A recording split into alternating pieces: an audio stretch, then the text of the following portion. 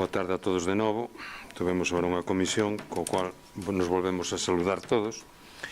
Abrimos a sesión do pleno ordinario que ten 7 puntos no orden do día e algún un pouco extenso, que son o das mocións. Empezamos polo primeiro, que é a aprobación da acta da sesión anterior, sesión extraordinaria do pleno do 19 de febreiro de 2026. Algúna observación? Votamos entre os votos a favor. Entón se aproba por unanimidade.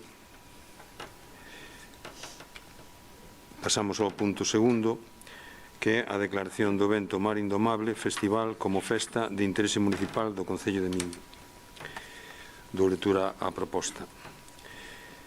Logo de ver a instancia de don Abdelali Bendrís Salca en representación de Indomable Fest, na que solicita a declaración do evento Mar Indomable Festival como festa de interese municipal do Concello de Miño, logo de ver o informe favorable que emiteu a técnica sociocultural con data 30 de marzo de 2026 no que recoñece o impacto cultural, social e de promoción do territorio, logo de ver o informe favorable á declaración do dito evento como festa de interese municipal que emiteu o secretario municipal con data 7 de abril de 2026, con base nos seguintes fundamentos de dereito. Primeiro, de conformidade co artigo 25 da Lei 7/85, os municipios teñen competencias en materia de promoción cultural. Segundo, na legislación autonómica galega non existe a categoría de festa de interese turístico local, ningún procedimento reglado.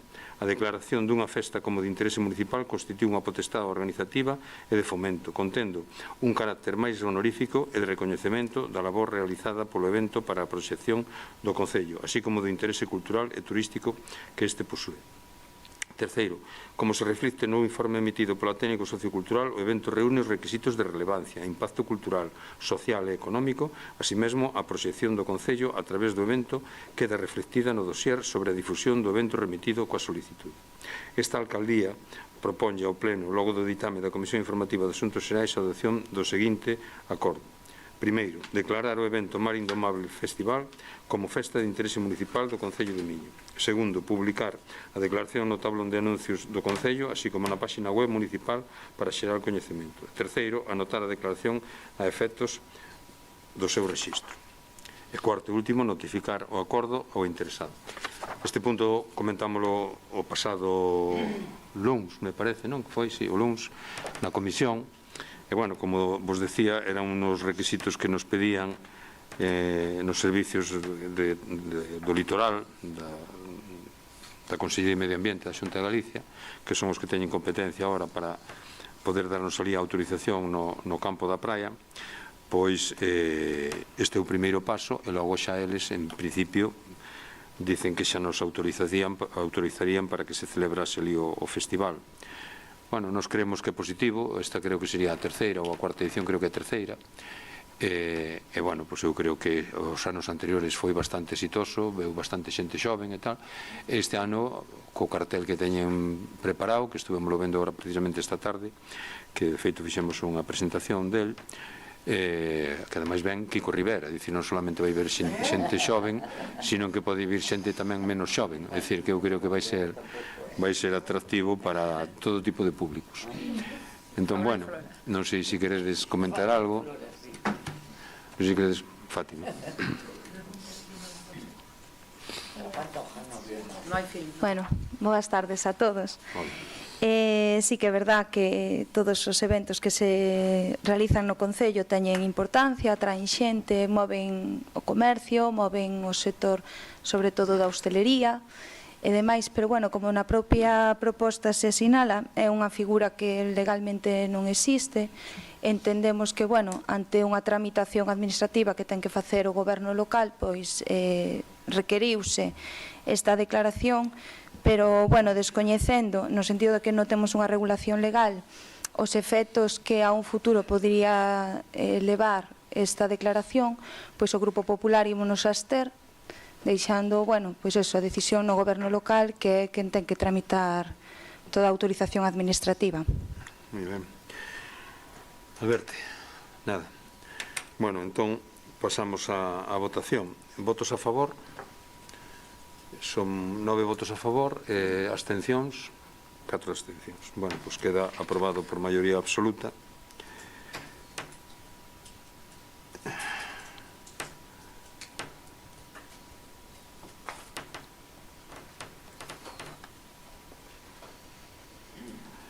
queda aprobado por maioría absoluta.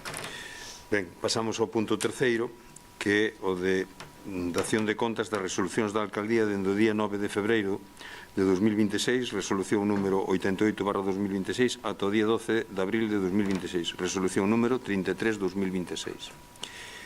Eu non sei se, creo que vos mandaron todas, a mí por lo menos estánme chegando de forma normal. Entón, dado conta deste punto, pasamos ao seguinte, que é a dación de contas das actas da Xunta de Goberno Local das sesións das seguintes datas: 6 de febreiro de 2026, 13 de febreiro de 2026, 27 de febreiro de 2026, 6 de marzo de 2026, 16 de marzo de 2026 e 23 de marzo de 2026. Algún comentario? Bueno, pues, dado conta tamén deste punto, pasamos ao punto número 5, donde hai 4 mocións. A primeira sería moción do PP para a rehabilitación, limpeza e posta en valor dos lavadeiros e fontes. Fátima, si queres. Ben. O artigo 91 da Lei 5/2016 de 4 de maio de Patrimonio Cultural de Galicia sinala: integran el patrimonio etnológico de Galicia los lugares, bienes muebles o inmuebles, las expresiones así como las creencias, conocimientos, actividades y técnicas transmitidas por tradición que se consideren relevantes o expresión testimonial significativa de la identidad, la cultura y las formas de vida del pueblo gallego a lo largo de la historia. O aproveitamento da auga polas persoas deu lugar en Galicia a manifestacións construtivas propias con características diferenciadas da cultura tradicional galega, tamén chamada arquitecturas da auga. Entre estas construcións destacan as fontes, os lavadoiros e os canais, vinculadas a unha forma de vida que desvaécese e que por esa razón é importante conservar. Os lavadoiros e fontes do noso municipio constitúen pezas fundamentais da nosa arquitectura popular e etnográfica. Durante siglos foron centro da vida social e de aprovisionamento de auga para a vecindade, especialmente relevantes pola súa carga histórica en relación co traballo tradicional das mulleres. Actualmente, moitos destes elementos situados nas nosas parroquias atópanse en estado de abandono, con estruturas deterioradas, cubertas dañadas, accesos impracticables debido á vexetación ou simplemente desatendidos nas labores de limpeza e mantemento. A recuperación deste patrimonio non só supón unha mellora paisaxística e ambiental, senón que contribúe á salvagarda da nosa memoria histórica e ofrece novos recursos de ocio saludable e turismo de cercanía. É por todo isto que o Grupo Popular no Concello de Miño presenta a seguinte proposta. Primeiro, que o Concello de Miño realice un inventario detallado de todos os lavadoiros e fontes públicos do municipio, evaluando o estado de conservación de cada un deles e dos seus accesos. Iniciar de maneira inmediata unha campaña de limpeza e desbroce e mantemento das fontes e lavadoiros, garantizando que a auga fluya correctamente e que o entorno este limpo. Crear unha partida presupuestaria específica ou buscar financiamento externo para a reparación estrutural dos elementos deteriorados, empregando materiais tradicionais e respetando o valor arquitectónico. Instalar sinais informativas nos lavadoiros nos que se explica a súa historia, uso tradicional e valor cultural. Fomentar a colaboración das asociacións veciñais e das persoas maiores para recuperar a memoria oral ligada a estes lugares. Moi ben, moitas gracias. Pois, se alguén queres comentar. Ahora sí. Bueno, vamos a ver, é verdade que compartimos que os lavadoiros pois teñen unha tradición histórica importante.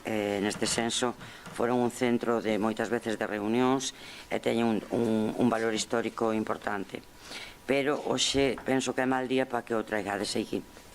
Vou vos dicir por qué, porque fai escasa media hora tuvemos a comisión e xustamente o punto 1 e o punto 2 xa está cumprido, porque na comisión no prego de mantemento de zonas verdes van a limpeza de fontes e lavadoiros, e concretamente no prego de prescripcións técnicas figuran o contrato de conservación de zonas verdes, figura que o adxudicatario limpará as fontes e lavadoiros públicos para mantelos nun estado adecuado en todo momento. Procederás á limpeza das pintadas, retirada de basura, residuos, limpeza dos elementos metálicos, limpeza dos paramentos verticales e a limpeza de calquera outro elemento que alteren a estética ou a funcionalidade da fonte e lavadoiro, que realmente é o que pedides no punto 2. O punto 1 é o inventario e ademais o estado de conservación, que como viña despedindo unha vez ao ano darase unha limpeza xeral con hidrolavadora para eliminar verdins. o mantemento das fontes e lavadoiros está encamiñado a manter precisamente, que é o que pedides, a funcionalidade existente unha vez se firma o contrato, o que implica asegurar tamén o caudal mínimo para o correcto funcionamento destes elementos, e faránse traballos de limpeza e de mantemento, e tamén se ten que vixiar, isto ben recollido no prego, o seu estado despois de episodios de importantes choivas.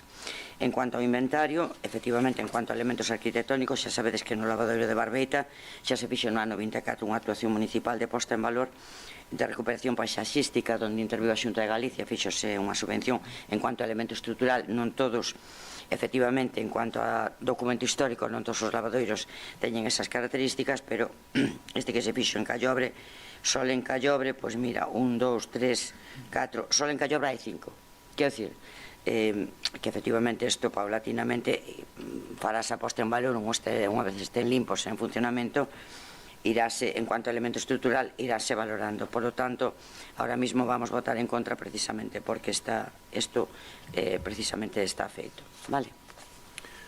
Ben, Alberto. Sí, bueno, boa tarde a todas outra vez, polo menos agora xa de forma pública. Sí que é certo que, bueno, a moción, bueno, é similar a outras que xa se trouxeron.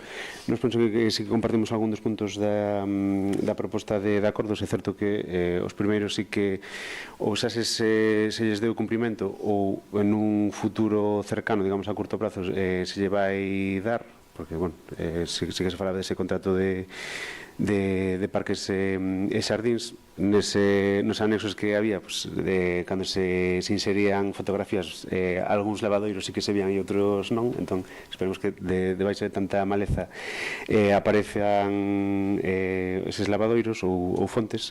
Entendemos que algunha delas sí que necesitaría esa reparación.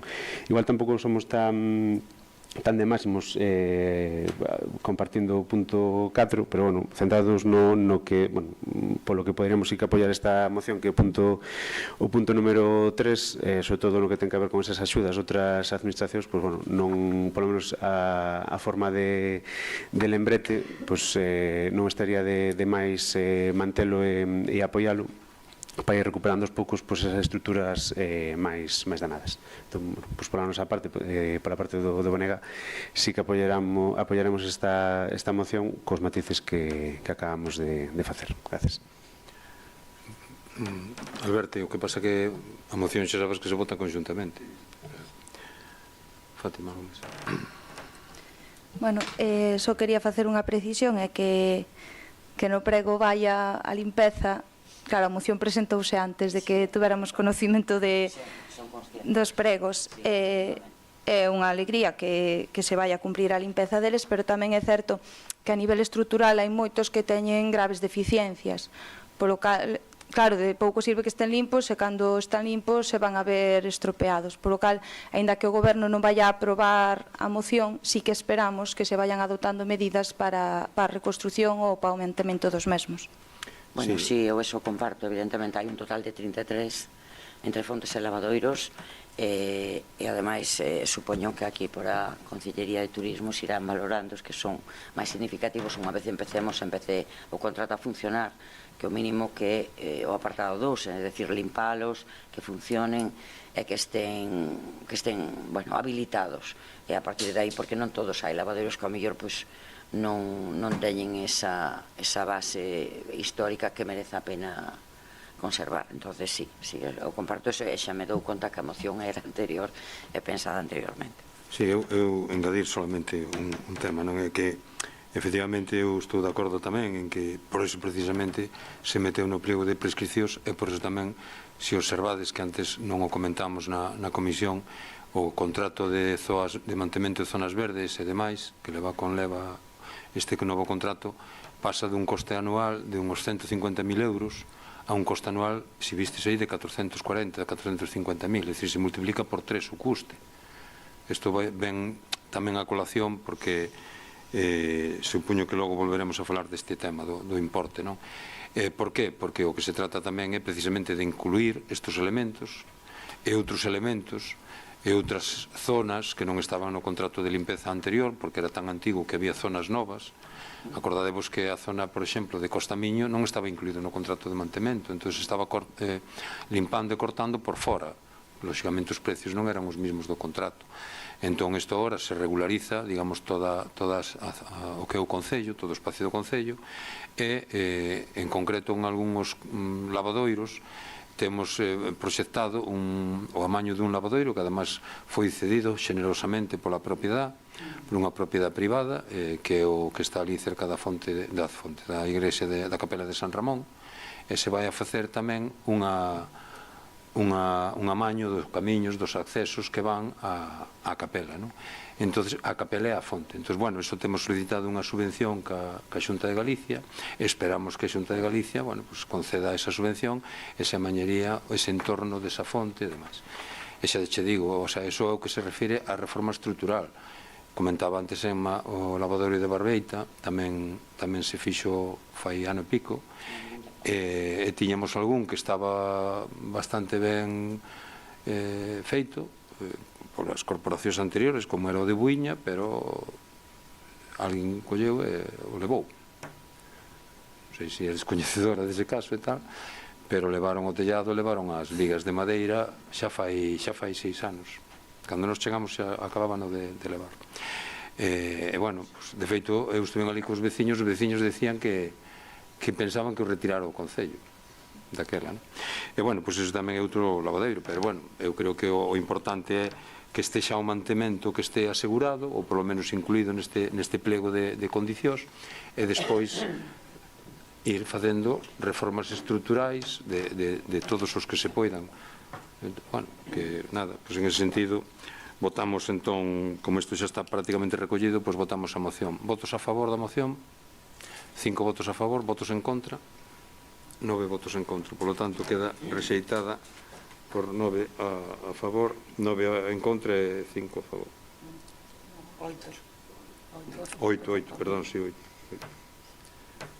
Alberti, ti votaches a favor, non? Vale, perdón.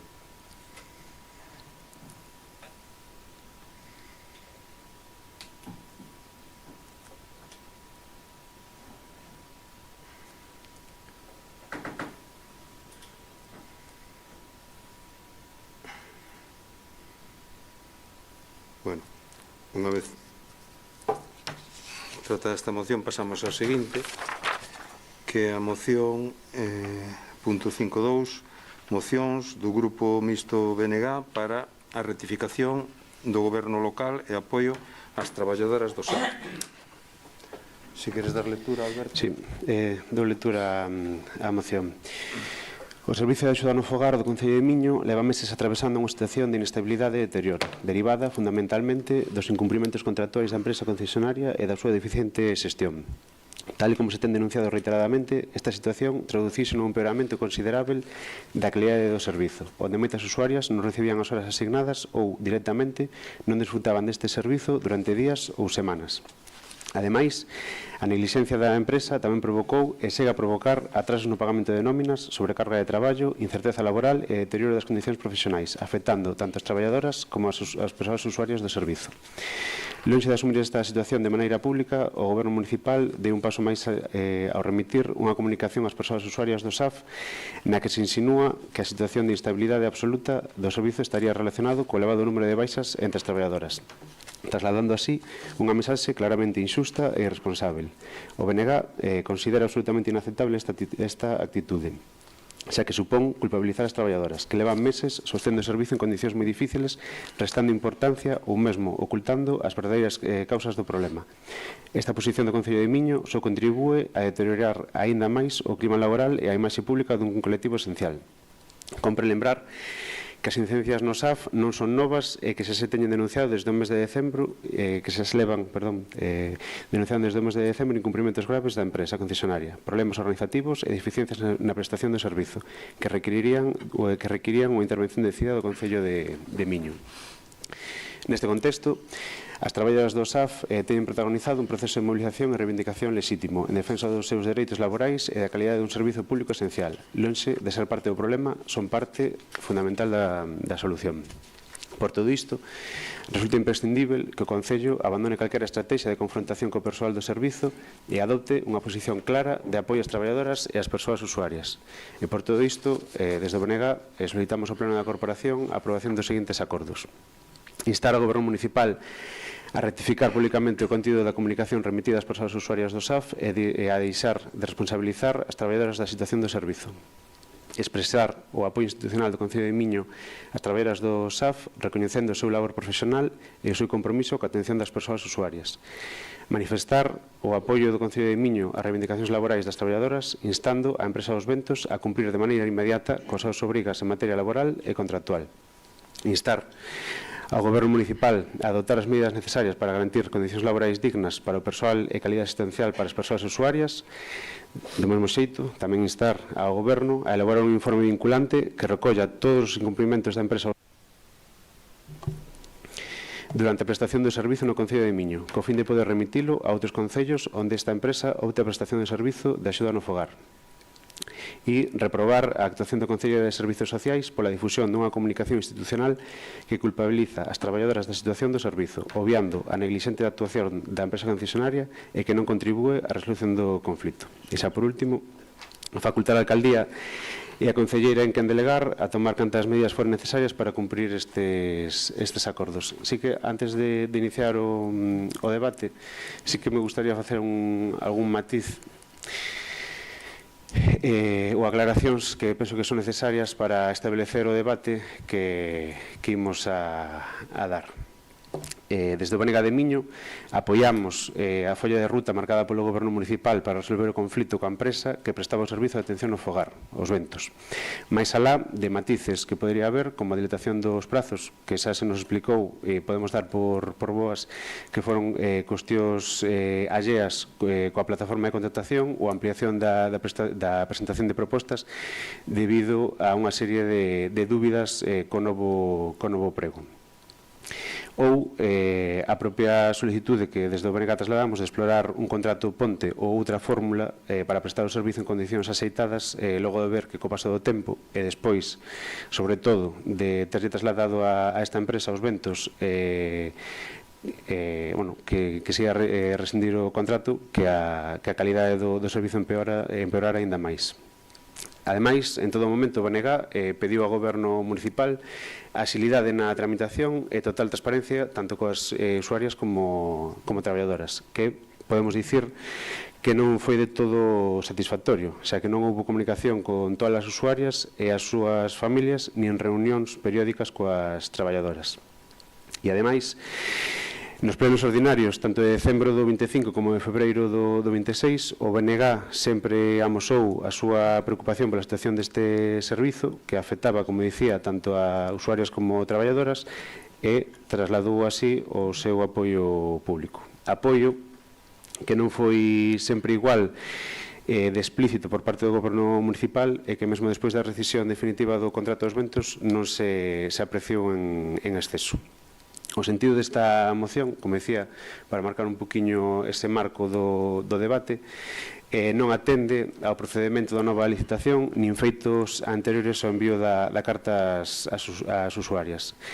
Se esta moción vai a debaterse hoxe no Pleno é exclusivamente polo envío desa comunicación, porque desde o BNG entendemos que pon no disparadeiro as traballadoras do SAF, deixando o pouso de que a situación que levamos padecendo no servizo durante meses débese, en parte, a elas. Polo momento nada máis. Moitas gracias. Moi ben. Bueno, todo. Alguna intervención? Sí. Bueno, vamos a ver, como fixeches antes de empezar o debate, é contradictoria a moción que traes ahora presentada, dicindo ahora, para completala ou para contextualizala, que apoias a folla de ruta do Concello e que os plazos son os que son, porque ademais aquí hubo total transparencia, participaches tanto ti como o Partido Popular nas mesas de contratación, a resolución do contrato, a nova licitación foi por procedimento de urxencia e non se poido licitar antes, e a semana que ven entrará a nova empresa, como todos sabedes. Polo tanto, é contradictorio co que estás expoñendo. E como faz mención, e ademais afirmas, porque non é que insinúes, que afirmas que se responsabiliza as traballadoras que a carta que se lle mandaron os usuarios, cousa da que falamos aquí en algunha comisión e tamén en algún pleno, de informar os usuarios da situación do servicio, pois eu penso que como isto estaba dirixido aos usuarios, eles evidentemente o poden compartir no Concello con todos os veciños do pueblo, eu sí que me gustaría leela para saber o que se lles comunicou aos usuarios e así a interpretación sesgada e un pouco, bueno, con mala fe que faz agora.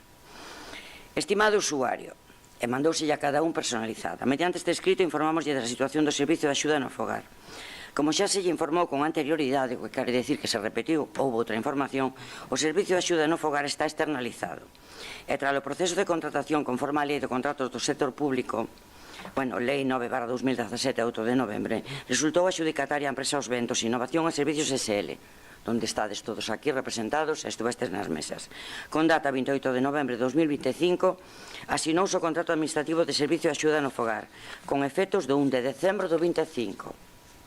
Recordade que estamos en abril do 26, o sea, escasos 4 meses.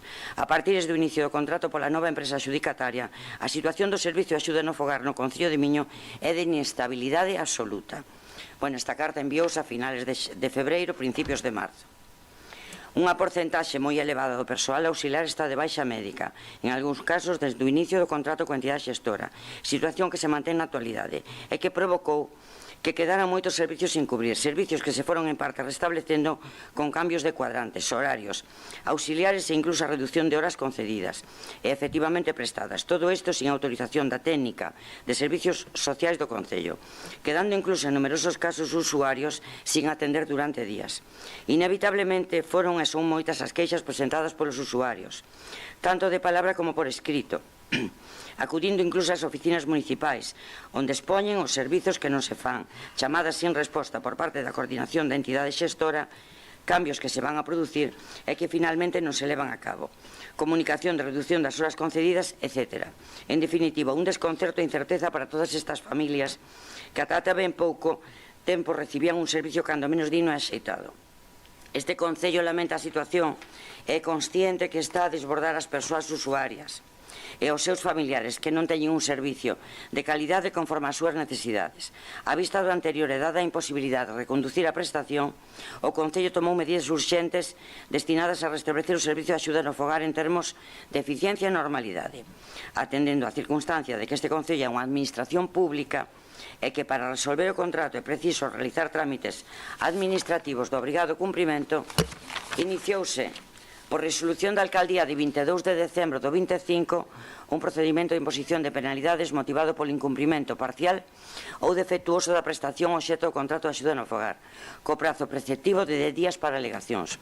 Dentro de dito prazo, a empresa adxudicataria presentou alegacións e o día 8 de xaneiro de 2026 e analizadas estas polos servicios correspondentes do Concello, elevouse proposta de desestimación á Comisión Informativa de Asuntos Xerais, convocada de forma urxente para o día 20 de xaneiro de 2026. Proposta que foi informada favorablemente por todos os asistentes.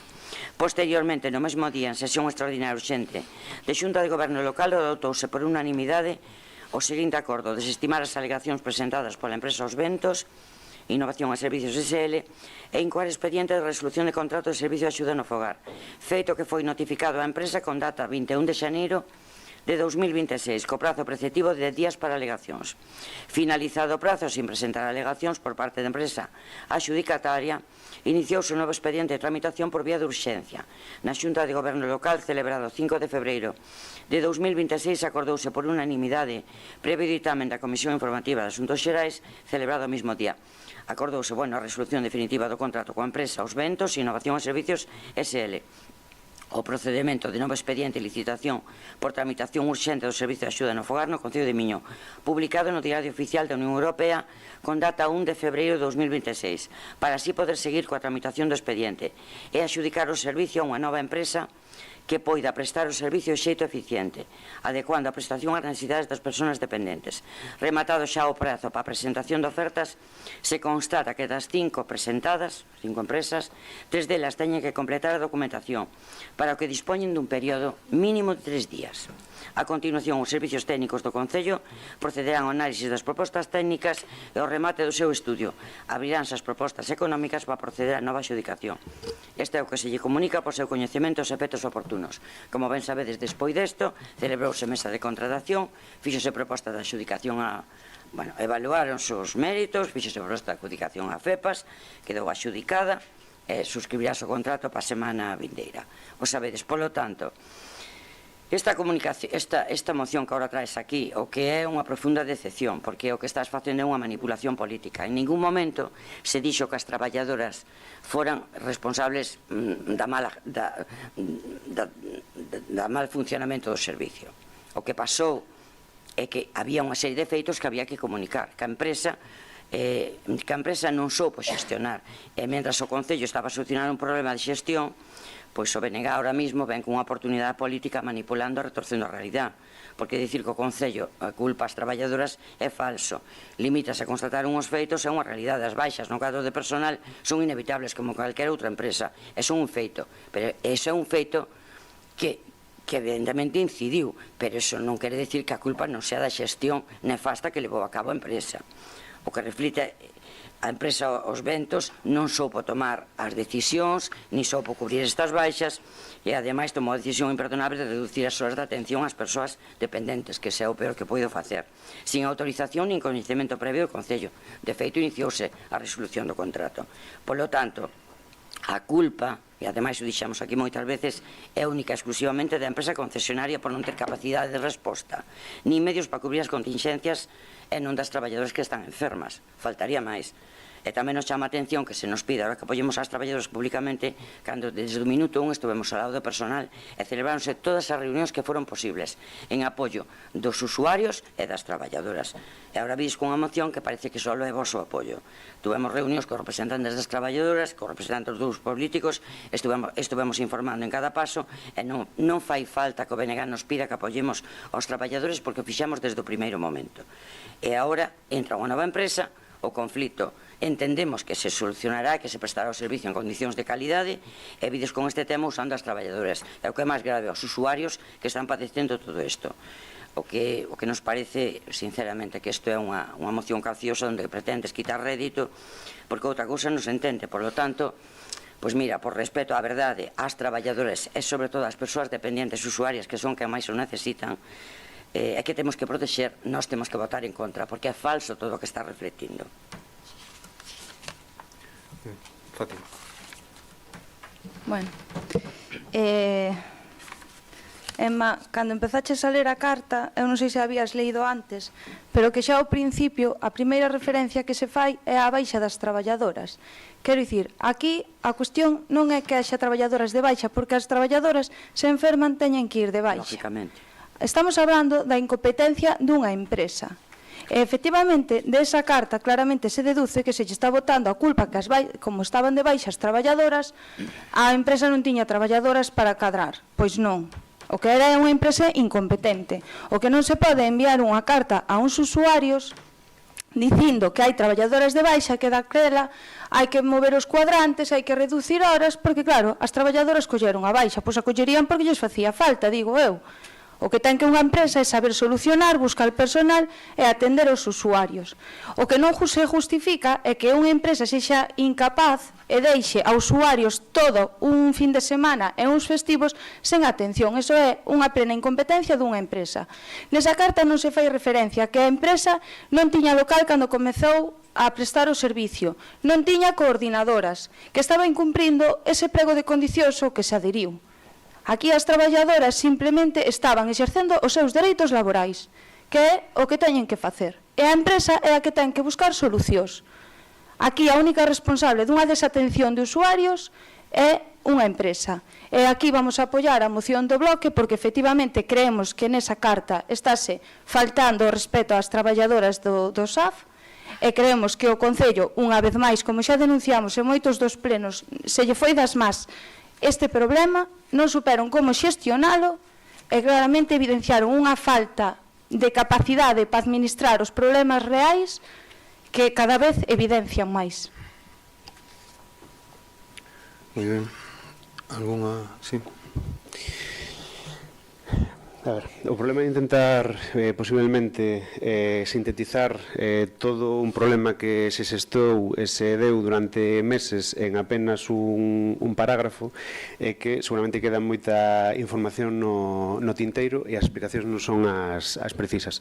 Poderíamos falar da subrogación das empregadas, da falta de dúas coordinadoras, da falta de local, de falta de EPIs desde o primeiro minuto, da inexistencia de cuadrantes e horarios para as traballadoras, de traballadoras de altas sen traballar as horas para as que estaban contratadas, de domicilios atendidos por duplicado, de outros domicilios sen atender durante días ou menos horas das necesarias, presións da empresa ás traballadoras, baixas sen cubrir, opacidade da empresa, falta de instruccións de servizo en cada domicilio, retraso no pago das nóminas ou, cando pagaban tarde, mal e arrastro, era un ingreso parcial ou insuficiente polas horas que estaban contratadas. Todo isto, pensamos, polo menos desde Bonega, que podería quedar refletido de alguna maneira, con mellor, peor, máis longa ou máis curta literatura, explicado e refletido na carta que se enviou aos domicilios. O problema, igual, sí que de interpretación, porque vou ler outra vez ese fragmento. A partir do inicio do contrato pola nova empresa adxudicataria, a situación do servizo de axuda no fogar no Concello de Miño é de inestabilidade absoluta. E despois dun punto seguido, comeza unha porcentaxe moi elevada do persoal auxiliar está de baixa médica, en algúns casos, dende o inicio do contrato, cuantidade xestora, situación que se mantén na actualidade. E logo pasa a enumerar algúns problemas dos que houve. Non sei se é un erro, eu entendo que non é a mantenta. Entendo tamén que, igual tiña boa intención mandar esta comunicación, pero, a ver, eu, a título persoal, eu como individuo podería ter o que se dicía anteriormente, unha interpretación retorcida ou aquí intentando sacar un rédito político. O problema é que, polo menos, eu con todas as persoas que falei que recibiron ou leron a carta, o que interpretaban era que a culpa da situación, ou sobre todo de que era a culpa sobre quen recaía este problema, era sobre as traballadoras, porque vai a renglón corrido, falase de inestabilidade absoluta e logo de baixas de traballadoras. Entón, igual habería que poñer os problemas claramente en riba da mesa. E o problema, que tamén digo, é certo que hai un conflito. Seguramente o conflito, a partir da semana que ven, un deles vaise, ou esperemos que se vaya a resolver, que é a prestación do servizo. Queda un ou outro, queda outro conflito que siga aberto e tampouco sabemos o que vai durar, que un conflito xa puramente laboral. Por aquí estamos falando de que había traballadoras que tamén non estaban recibindo nin en tempo nin en forma a nómina que lles corresponde, co que iso tamén conleva, porque se tes unha reducción da nómina do 30, 40 ou 50%, tamén estando como está a vida, soportar ese encarecemento da vida con menos cartos, a ver como se chega a final de mes. Ou os meses se recortan a 20 días ou a duras penas se pode chegar. Eu, como dicía na introdución desta moción, nós non presentaríamos esta moción, non teríamos este debate a día de hoxe se a comunicación fose máis clara e non cargara tintas contra as traballadoras, ou polo menos é o que interpreta todo o mundo, salvo o goberno municipal. Entón, nós presentamos esta moción instando ao goberno a recapacitar e aclarar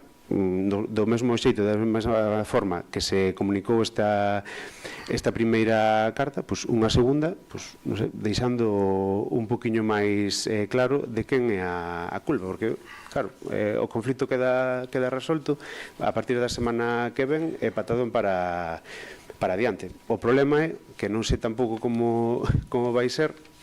Claro, estas mesmas traballadoras quedan subrogadas a partir da semana que ven con nova empresa. Se hai unha única comunicación por parte do Concello onde sigue patente esa inestabilidade absoluta e deixando ou interpretando que culpa das traballadoras, con que cara van ir as traballadoras agora aos domicilios a atender as usuarias se queda o pouso de que toda esta situación vivida durante 4 ou 5 meses foi culpa delas. Entón, nos entendemos que o Goberno Municipal está a tempo de recapacitar, aclarar como é realmente a situación e pedir desculpas na boa medida do posible, un pouco máis.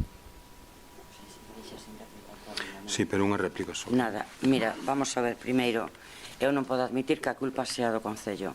O Concello fixo todo o que podía facer.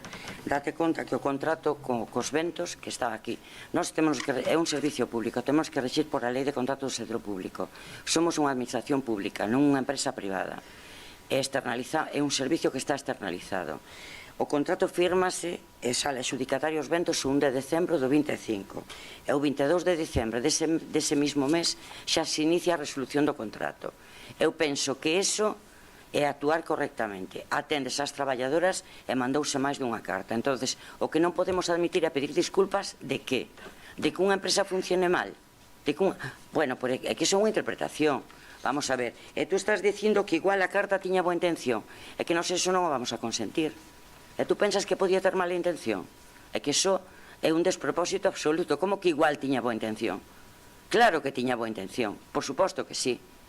Ou que pensades? Que aquí no Concello non somos sensibles cos problemas, sobre todo dos usuarios, que quedaron desatendidos, e das traballadoras. Efectivamente, hubo unha serie de feitos, coordinadoras que non estaban, mala coordinación, mala gestión, incumplimento dos pregos, eso determinou precisamente a resolución do contrato. Se non estaríamos cun novo contrato. Entón, que tipo de disculpas? E agora, bueno, xa vemos que o PP tamén se sumou ao carro do BNG, cando aquí viña desas comisións e vos parecía maravilloso, a porta cerrada.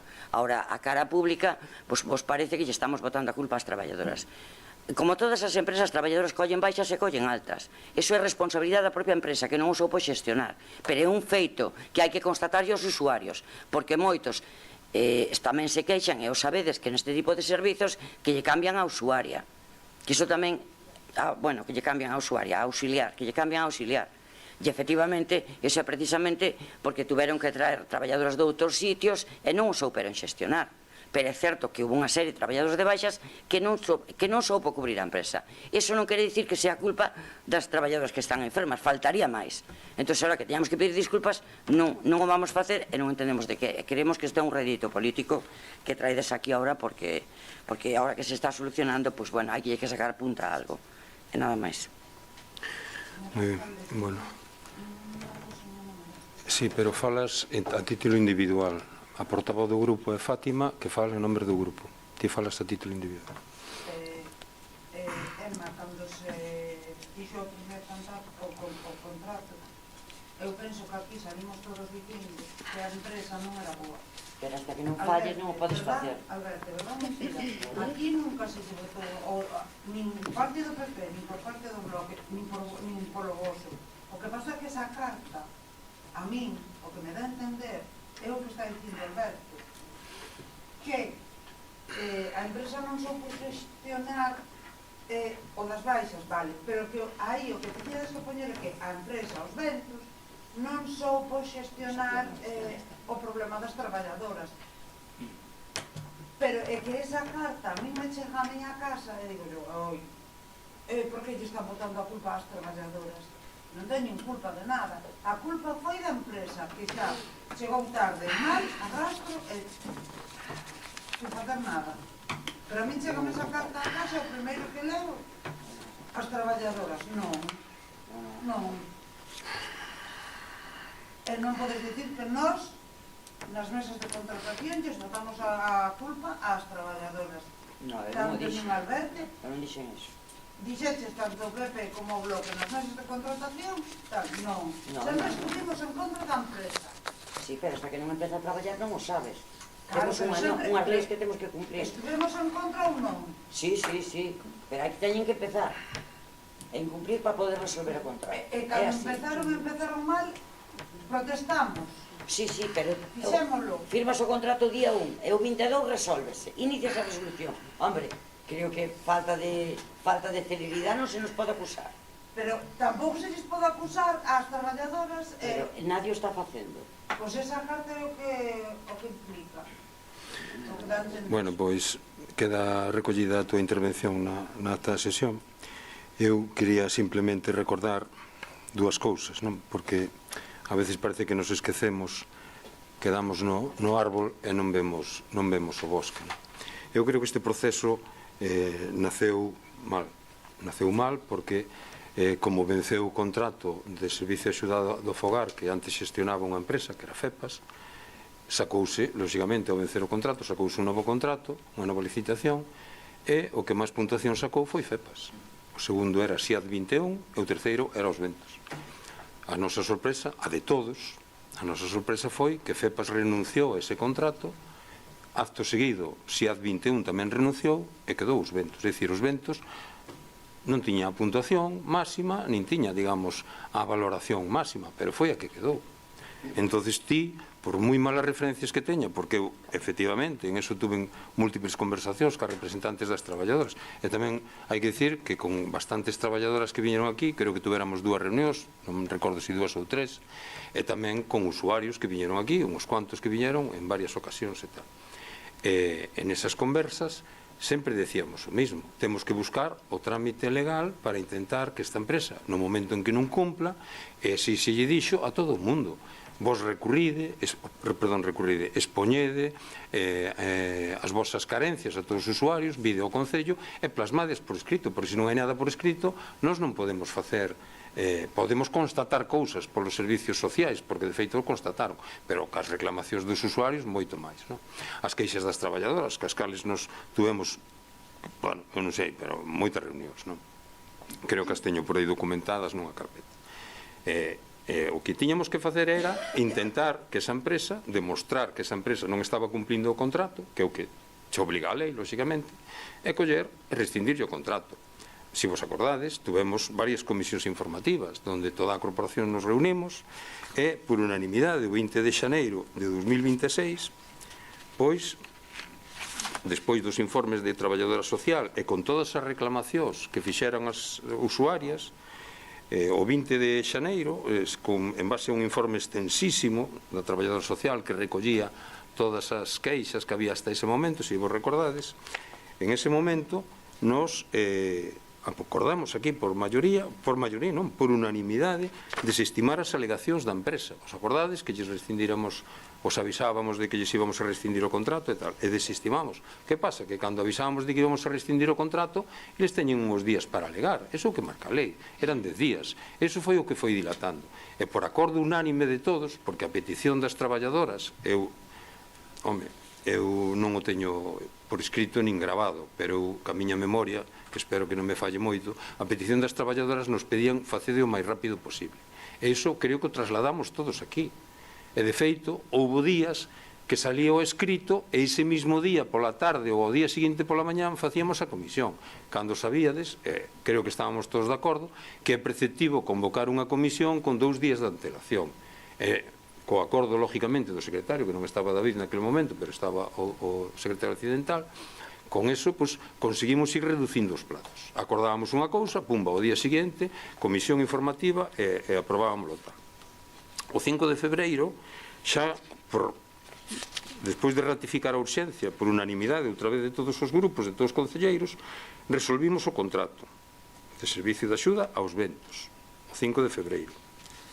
E despois, noutra comisión, que foi o 23 de marzo, despois de todos os trámites que houve que facer legales, despois de sacar outra convocatoria de licitación do contrato, xa foi cando, por unanimidade, aprobamos a urxencia, porque creo que fixerades que eu non viñen a esa comisión, ou a esa comisión, a esa mesa de contratación, porque estades, polo BNG está Alberte, polo PSOE está Emma e polo PP está ti, Fátima. Viñestedes e acordastes pola mañán facer a comisión xa pola tarde ou algo así fora. E fixos esa mesma tarde, que foi o día ou pola mañán. O 23 de marzo foi o 23 de marzo ás 2:44, sí, foi pola mañán, efectivamente, acto seguido da comisión. O sea que urgencia dimoslle toda a que era posible, sempre dentro de aí. E aí se abriron todas as ofertas e resultou como empresa máis valorada FEPAS, Segundo, protección geriátrica. E terceiro, outra vez, os ventos. Cuarta, senes. E quinta, atende care. Vale? Entón, con isto, unha vez feita esta valoración e feita esta, digamos, aprobación de contratación, teñen 10 días as empresas para recurrir. Justo esos 10 días rematan hoxe, ás 12 da noite. É dicir, que o problema se intentou solucionar o máis rápido posible, tendo en conta que unha persona que queda abandonada na casa, que non lle dan a comida, que non lle dan a medicación e tal, rápido son 1 hora ou 2 horas, non son 4 meses. Pero isto é un proceso legal. Nós non somos unha empresa privada e nós temos, lógicamente, que regirnos pola lei e regirnos polos informes que fan os técnicos habilitados para isto están nos concellos, os técnicos de intervención e de secretaría. Vale, en base a eso, nós, a petición, eu, se recordades, a petición, creo que fora, bueno, non me acordo quen fora, pero de un de nós, a petición de un de nós, íbamos a rescindir o contrato aos ventos. E tiñamos dúas opcións, ou rescindirlo de forma, vou non dicir para que se entendan mellor, de forma amistosa, que non é así como se dice na lei, pero bueno, de forma amistosa, ou de forma culpable.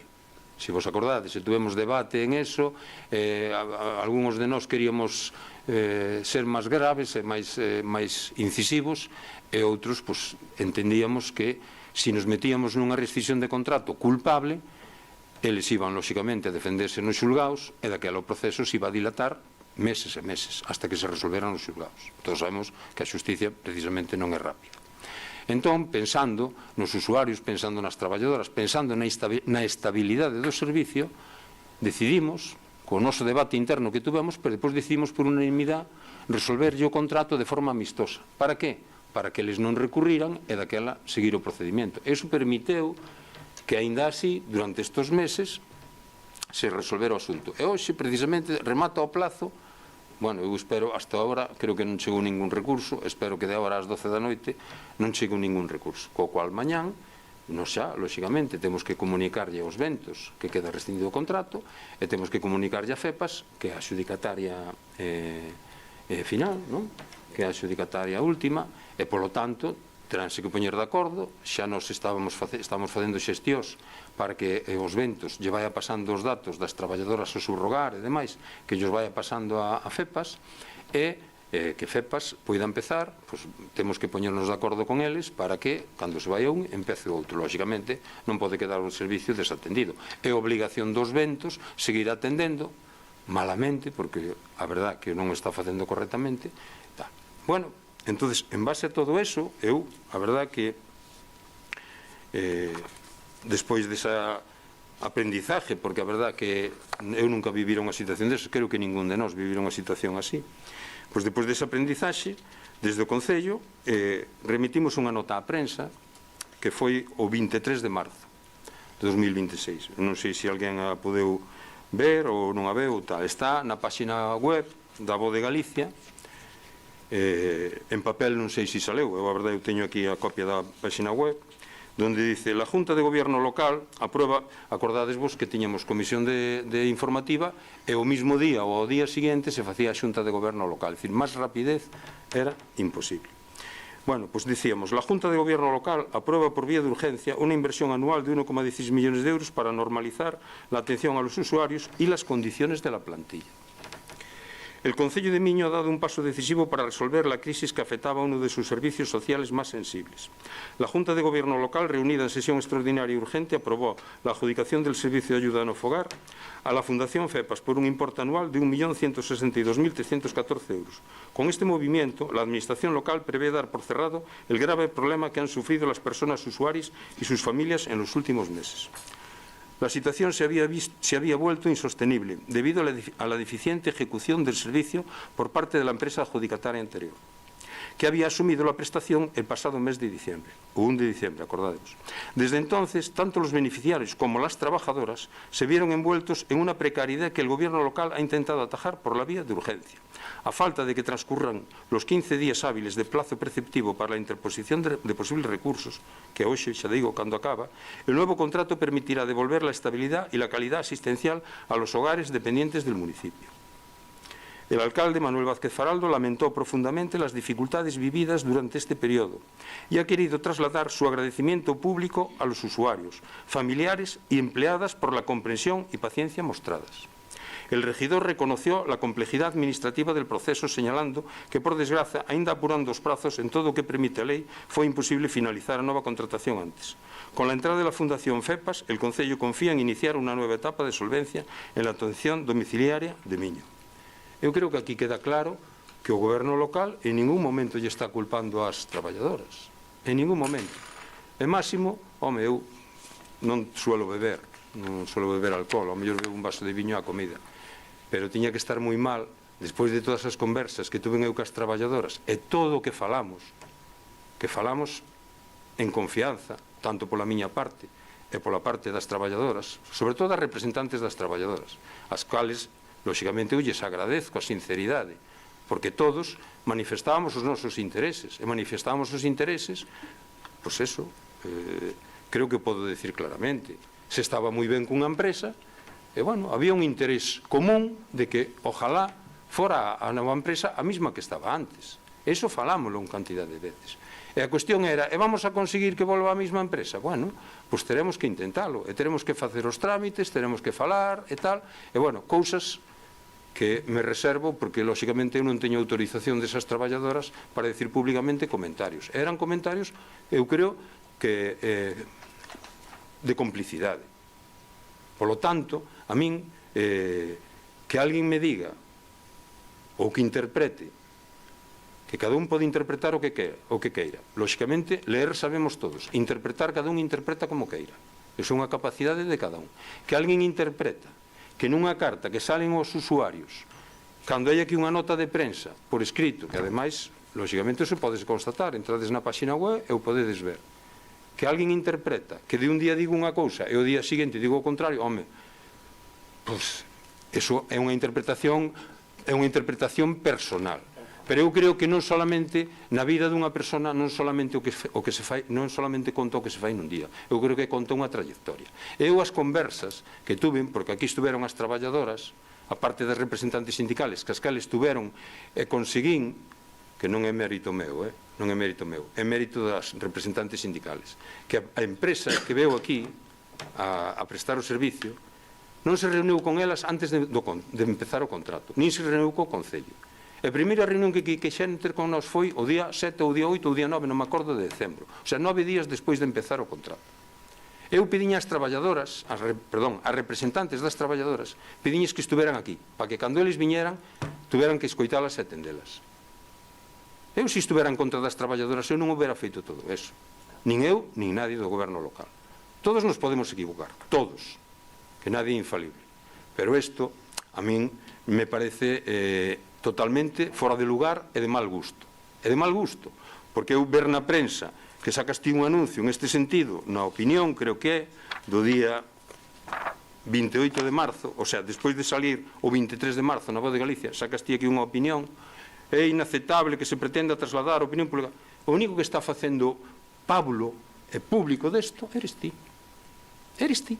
Que a túa interpretación é que a dos que falache ti. Porque, sin embargo, eu cos que falo, e falei con periodistas, e todos me dicen que non interpretan eso. Pero, claro, cada un depende con quen fale, cada un depende do que queira interpretar, e cada un depende do malestar que teña cada un. Hai quen está enfadado, e a min me dice, buenos días, se estás enfadado, a mí contestanche mal. E se non estás enfadado, me dice, oi, buenos días.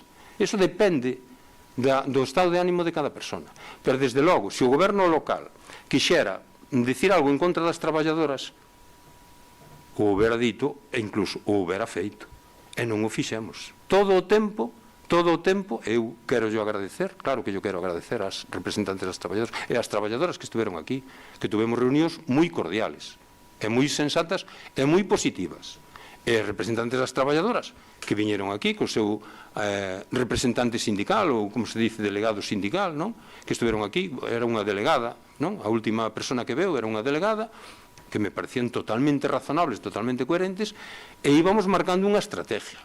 Incluso había conversas cas empresas que non son públicas, e son conversas que elas saben que nos conversábamos, porque nos yo comentábamos. Entonces, Non sei cal é o sentido que pode ter que ti lle estés dando confianzas, facendo cousas por fora do circuito administrativo, e de repente queiras dicirlle, por claro, non se quixéramos falar mal das usuarias, perdón, das traballadoras, pois iso poñémolo no periódico, non lle mandábamos ás usuarias. Quizás ese escrito xa queren pensar que incluso podía haber mellorado. Non digo que non. Non digo que non. Pero sacar esa conclusión, sinceramente vos digo, é malicioso. É malicioso. E bueno, alguén manipula se alguén se deixa manipular. Eso tamén hai que deixalo claro. Pero iso é malicioso. Porque eu despois de 4 meses, ou 3 meses e pico, que sei, porque antes de adjudicar o contrato xa tuveramos reunións nos cas representantes das traballadoras. Tuveramos reunións e faláramos das baixas, faláramos de como solucionar as cousas, incluso, non sei se o podo decir, pero creo que con isto non infrinjo nada, incluso algunha das representantes sindicales me decían que a veces algunha traballadora iba fora do seu horario a axudarlle a tal usuario ou tal. E nós eso sempre o reconocimos como algo lóxicamente meritorio, porque é meritorio. E non podemos dicir o contrario. Que a empresa adxudicataria é unha empresa que se portou mal, pero que iso é evidente. E o falamos aquí moitas veces. Que ocorre? Que a empresa ten o contrato, ela ten que cumplir co contrato, e ao non cumplir co contrato ten as súas penalidades. Pero acordádevos, ao mellor tiñamoslle que haber resuelto o contrato pola vía de culpable. Pois hoxe non estaríamos aquí falando de que mañán acaba o plazo para recurrir e se empeza un novo contrato. A mí estábamos en setembro deste ano, ou en outubro. E que pensamos? Que dixemos? Eu creo que acordámoslo todos, eso, ou non? Dixemos, oye, temos que pensar nos usuarios. Xa de estar mal, estamos, bueno, pues 3 meses, 4 meses, pero non 8 meses, ou 20 meses, ou 12 meses, o que poida ser con un proceso judicial. E iso o fomos falando constantemente. Además, eu non me costa nada dicilo. A min incluso me agradou, porque hasta había personas das representantes das traballadoras que eu non conocía personalmente. E, bueno, pues eu creo que chegamos a un grado de confianza e de amistad, porque además falamos por teléfono moi a menudo. Perdón, e nos contábamos as cousas e dicíamos, mira, pois nós estamos falando isto, estamos facendo isto, estamos facendo aquelo e tal, porque non tiñamos por que ocultar nada. É porque tiñamos que decir que era culpa das traballadoras. Por qué? Por qué? Se non era culpa das traballadoras, era culpa dunha empresa que se negou a reunirse co Concello, que era quen a contrataba, antes do 1 de decembro. Reuniuse o 9. Viñeron as representantes sindicales e eu lle dixen, tedes vos que reunir con as representantes sindicales das traballadoras. E nos reunimos. E despois tuvemos moitas reunións, conversacións por teléfono, moitas, e whatsapps e tal. Agora, non sei a que ven, pois ese afán agora de algo, un proceso penoso, de 4 meses, penoso, a que ven agora ese afán de querer sacar un problema de algo que está a punto de resolverse dentro de 3 horas. Eu non o sei. E, bueno, o dixo Emma moi ben, é un oportunismo para min espúreo. E creo que está fora de todo lugar. Porque eu remito má trayectoria. Podo dicir unha palabra mal, ou 2 palabras mal, pero hai que pensar na persona, hai que pensar na trayectoria. Porque, oye, eu creo que nadie daqui é perfecto, E agora que nesa carta se lle saque punta a que aquí se quere de maneira despreciar, menospreciar as traballadoras, vamos a ver, as traballadoras están de baixa, pois están de baixa porque lle dan a baixa un médico. É un dereito, me cago na mar, é un dereito reconocido nesta Constitución española na que estamos. Entonces, como vamos nos a dicir que é culpa das traballadoras porque están de baixa? Que pode estar mal expresada a frase, pode estar mal, pero que alguén a lea con esa malintencionalidade despois de todo isto que eu acabo de expoñer, hombre, a mí me parece doloroso. Espero e creo que a xente sabe pensar por si mesma. Espero que a xente sabe pensar por si mesma, porque a min este espectáculo que vivimos durante estes 4 meses, digo espectáculo por non decir esta mala arte desta empresa, non? Isto que vivimos, hombre, pois tamén nos enseña. E unha das cousas, se vos acordades, que concluímos é que, desde logo, a Lei de Contratos do Estado non está na nosa potestade. Teñen que reformala. Este non é un contrato como de limpeza de xardíns. Limpeza de xardíns poden ao mellor estar 3 meses sin cortar o xardín. Bueno, pois vale, molesta, pero non é o mismo que un contrato de primeira necesidade como de servicio de atención aos nosos dependientes. Poden ser maiores ou non, pero son os nosos dependientes, porque todos temos maiores. E todos temos personas cercanas á dependencia e algúns máis dependientes que outros. Entonces, hombre, eu creo que sacarlle esa lectura, hombre, pois eu, a verdad que me parece, non me parece de boa fe. Non me parece de boa fe. Non digo nada máis. Alberto, falache 2 veces. Bueno, eu che dou un minuto e tal, porque non podemos estar aquí todo o día como tema. Vale. Eu tiña un profesor na ESO que me dicía moitas veces que non había que misturar o tuciño coa velocidade. Eu penso que ao principio da miña intervención dicía que o BNG compartía a folla de ruta marcada polo goberno local e así o apoiamos nas comisións informativas das mesas de contratación onde estivemos presentes, porque a última non puiden acudir porque estaba fora do país. Eu sei que desde a oposición os prazos sempre son longos e os cartos son insuficientes. Eso vaya por diante. Pero aquí non estamos falando do proceso, porque xa dicía que cos matices que poderíamos poñer, que non son moitos ni son moi grandes, estábamos de acordo coa folla de ruta marcada polo goberno municipal. O problema, como dicía, e aquí tamén fago miñas as túas palabras, dicías que a xente se equivoca. E eu, desde o BNG, entendemos que enviar esta carta foi un erro. Porque non sei se que xa quedou, penso que quedou demostrado ou explicado que non era a intención ou non había mala fe ou había, por parte do goberno municipal estaba claro que a culpável era a empresa, pero digo, non é que fose eu a título individual que fixo esta interpretación da carta, é que houve xente, tanto usuarios como traballadoras, que fixeron a mesma interpretación. Entón, de aí parto o erro. Esta moción está traída aí porque hai xente, non sou eu, repito, hai xente, en plural, que fixo unha interpretación na que entendían que a culpa recaía sobre as traballadoras. Eu non sei cantas reunións houve coas traballadoras ou que número de reunións houve coas usuarias e familiares. O que sí que me gustaría saber é se despois de enviar a carta houve algunha reunión ou se falou tanto con usuarias como con traballadoras e se preguntou ou se lle dixo que opinaban ou cales eran as sensacións ao ler esa carta, porque eu entendo que se unha parte tanto de usuarios como traballadoras o que entenden é que a culpa está recaendo sobre as traballadoras é un erro. Aquí o motivo desta moción é para rectificar, porque, como dixemos antes, todo o mundo podes equivocar. Eu diría que mesmo ten dereito a equivocarse, pero casi diría que unha obriga, no momento que alguén se equivoca, humanamente pedir desculpas e intentar amañar o desaguisado. E o que estamos intentando facer. Eu tamén me alegro moito de que lean a prensa, non só as notas de prensa que saen desde o Concello, senón tamén as que saen desde a oposición. Se a 20 e pico de marzo non se estábamos dicindo, o que estamos vendo é que aí podes entender que hai este problema. Pois non vou dicir desde o 5 de marzo que está asinada a carta, vou dicir desde que enviámonos a nota de prensa. Non sei se vos puxete desde o goberno municipal en contacto con usuarias e traballadoras para dicir, bueno, o que está dicindo o BNG son só eles ou é opinión compartida, que non vou dicir que sexa do BNG, senón que na súa interpretación coinciden.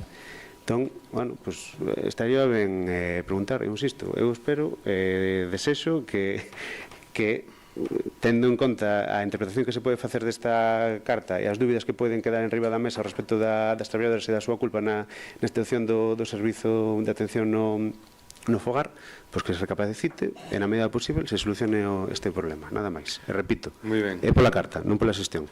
Vale, falaches 3 minutos. Eu xa che dixen, por activa e por pasiva, que é unha cuestión de interpretación. Eu claro que falo con usuarios, Por desgracia, moitos deles me atenderon de pequeno. Non digo por desgracia, porque están mal persoas queridas por min, están necesitadas de axuda. Claro que falo. Eu non vin a ninguén que eso, nadie me comentou nada en ese sentido, dese tema. Ninguén. É unha cuestión interpretativa. Se ti unha persona que está enfadada, que está cabreada ou que vive unha situación de tensión, é normal que cando lle digas algo, bueno, pues a súa resposta, o estado de ánimo non é o máis adecuado para responderche de unha forma o mellor adecuada. Pero é que en este caso eu sigo dicindo, pode estar mal redactada a carta, pero desde logo, non, pode estar mal redactada polo que ti interpretes, pero desde logo, a intención e o espírito do que representa a carta, estouche dicindo o que mandamos nos á prensa, estouche dicindo que falamos nos cas traballadoras e cas representantes sindicales das traballadoras. Nunca estuvemos en contra, é máis, nos cando nos pedían unha reunión, tiñamos a reunión. E falábamos de moitas cousas, de moitísimas. E falábamos de cousas privadas, ajenas, personales, das empresas, e de moitas cousas. Entonces, eu non sei por que agora hai esa interpretación, porque ti sacáchelo na prensa e tal, porque o interpretache ti é máis alguén que cho dixo a ti. Que serían 20, 30, 60 personas, 300 personas. As que foran. Pero, desde logo, eso non é o sentir do grupo municipal, do grupo de goberno. Non é o sentir. E non é o que se expresa nesa carta. Por moito que ti o interpretes, é calqueira que o queira interpretar. Xa que falabas dun profesor, eu tamén tiña un amigo que fora profesor e que me dicía, mira, atender para entender e escuchar para aprender. Entonces, a veces, o que hai que facer tamén é intentar ler con calma. E ver o contenido do escrito de que se lee. Non solamente vale ler. Eu, por desgracia, meus abuelos, non sabían ler e escribir. E como os abuelos de moita xente daqui. E hoxe hai moita xente que sabe ler, pero non sabe interpretar. Entonces, claro, hai que pensar quen escribe, porque escribe, e quen lee e por que lee, sabes? É así. Agora, cando un quere retorcer as cousas, pode retorcer hasta o infinito. Pero o que me parece increíble é que o estés facendo agora desta maneira, que o sacaras na prensa despois de salir na Voz de Galicia un artículo completo onde se fala o que xa leín antes, que non vou volver a ler, sabes? E ves a dicir que estabas de acordo ca folla de ruta e tal. Non, ti o que ves a dicir aquí é o que dixeches. Ese é o que dixeches. Non é o que querías dicir, é o que dixeches. Sabes?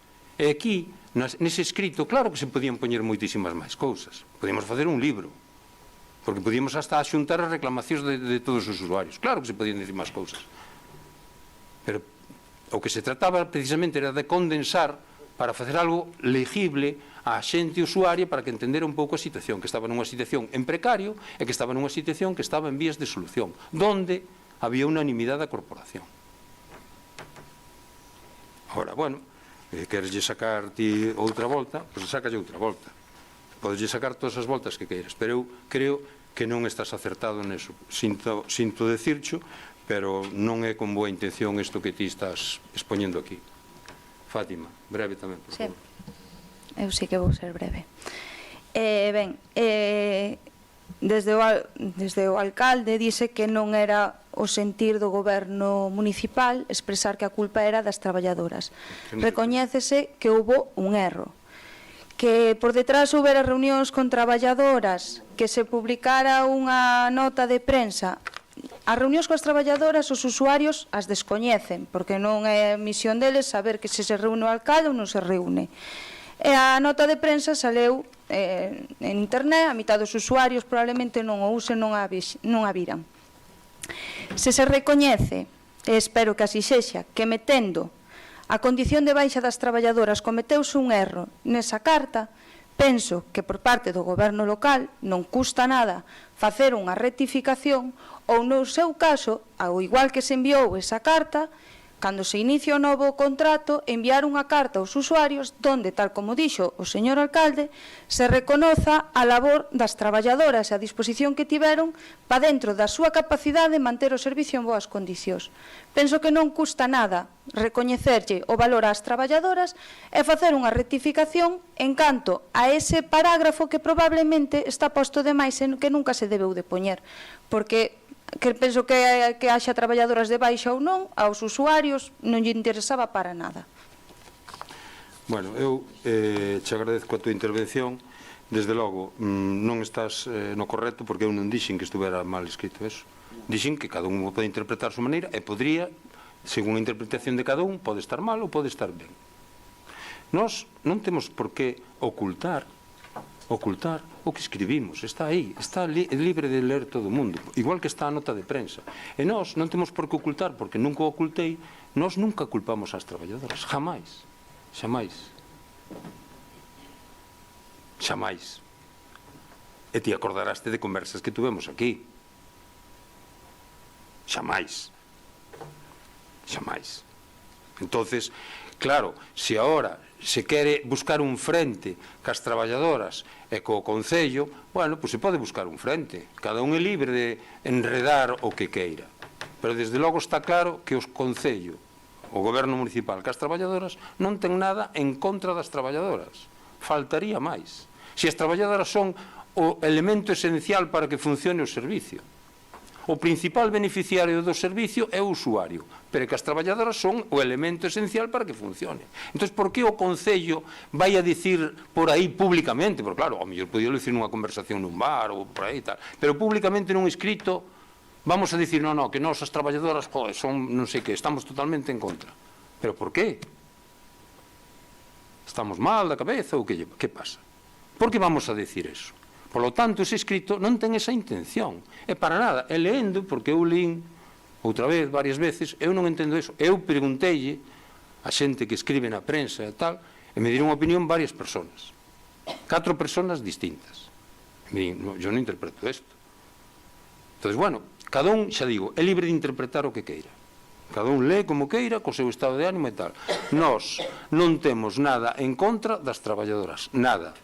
Espero que agora, cando entre a nova empresa, cousa que era deseada por todos, pois o servicio se vai restablecendo. Primeiro, porque é unha empresa que xa conocía o sector de Miño, conocía os usuarios de Miño, conocía as traballadoras, había unha sintonía perfecta, polo que a min me decían, que eu nunca estuve aí metido nese tema, non?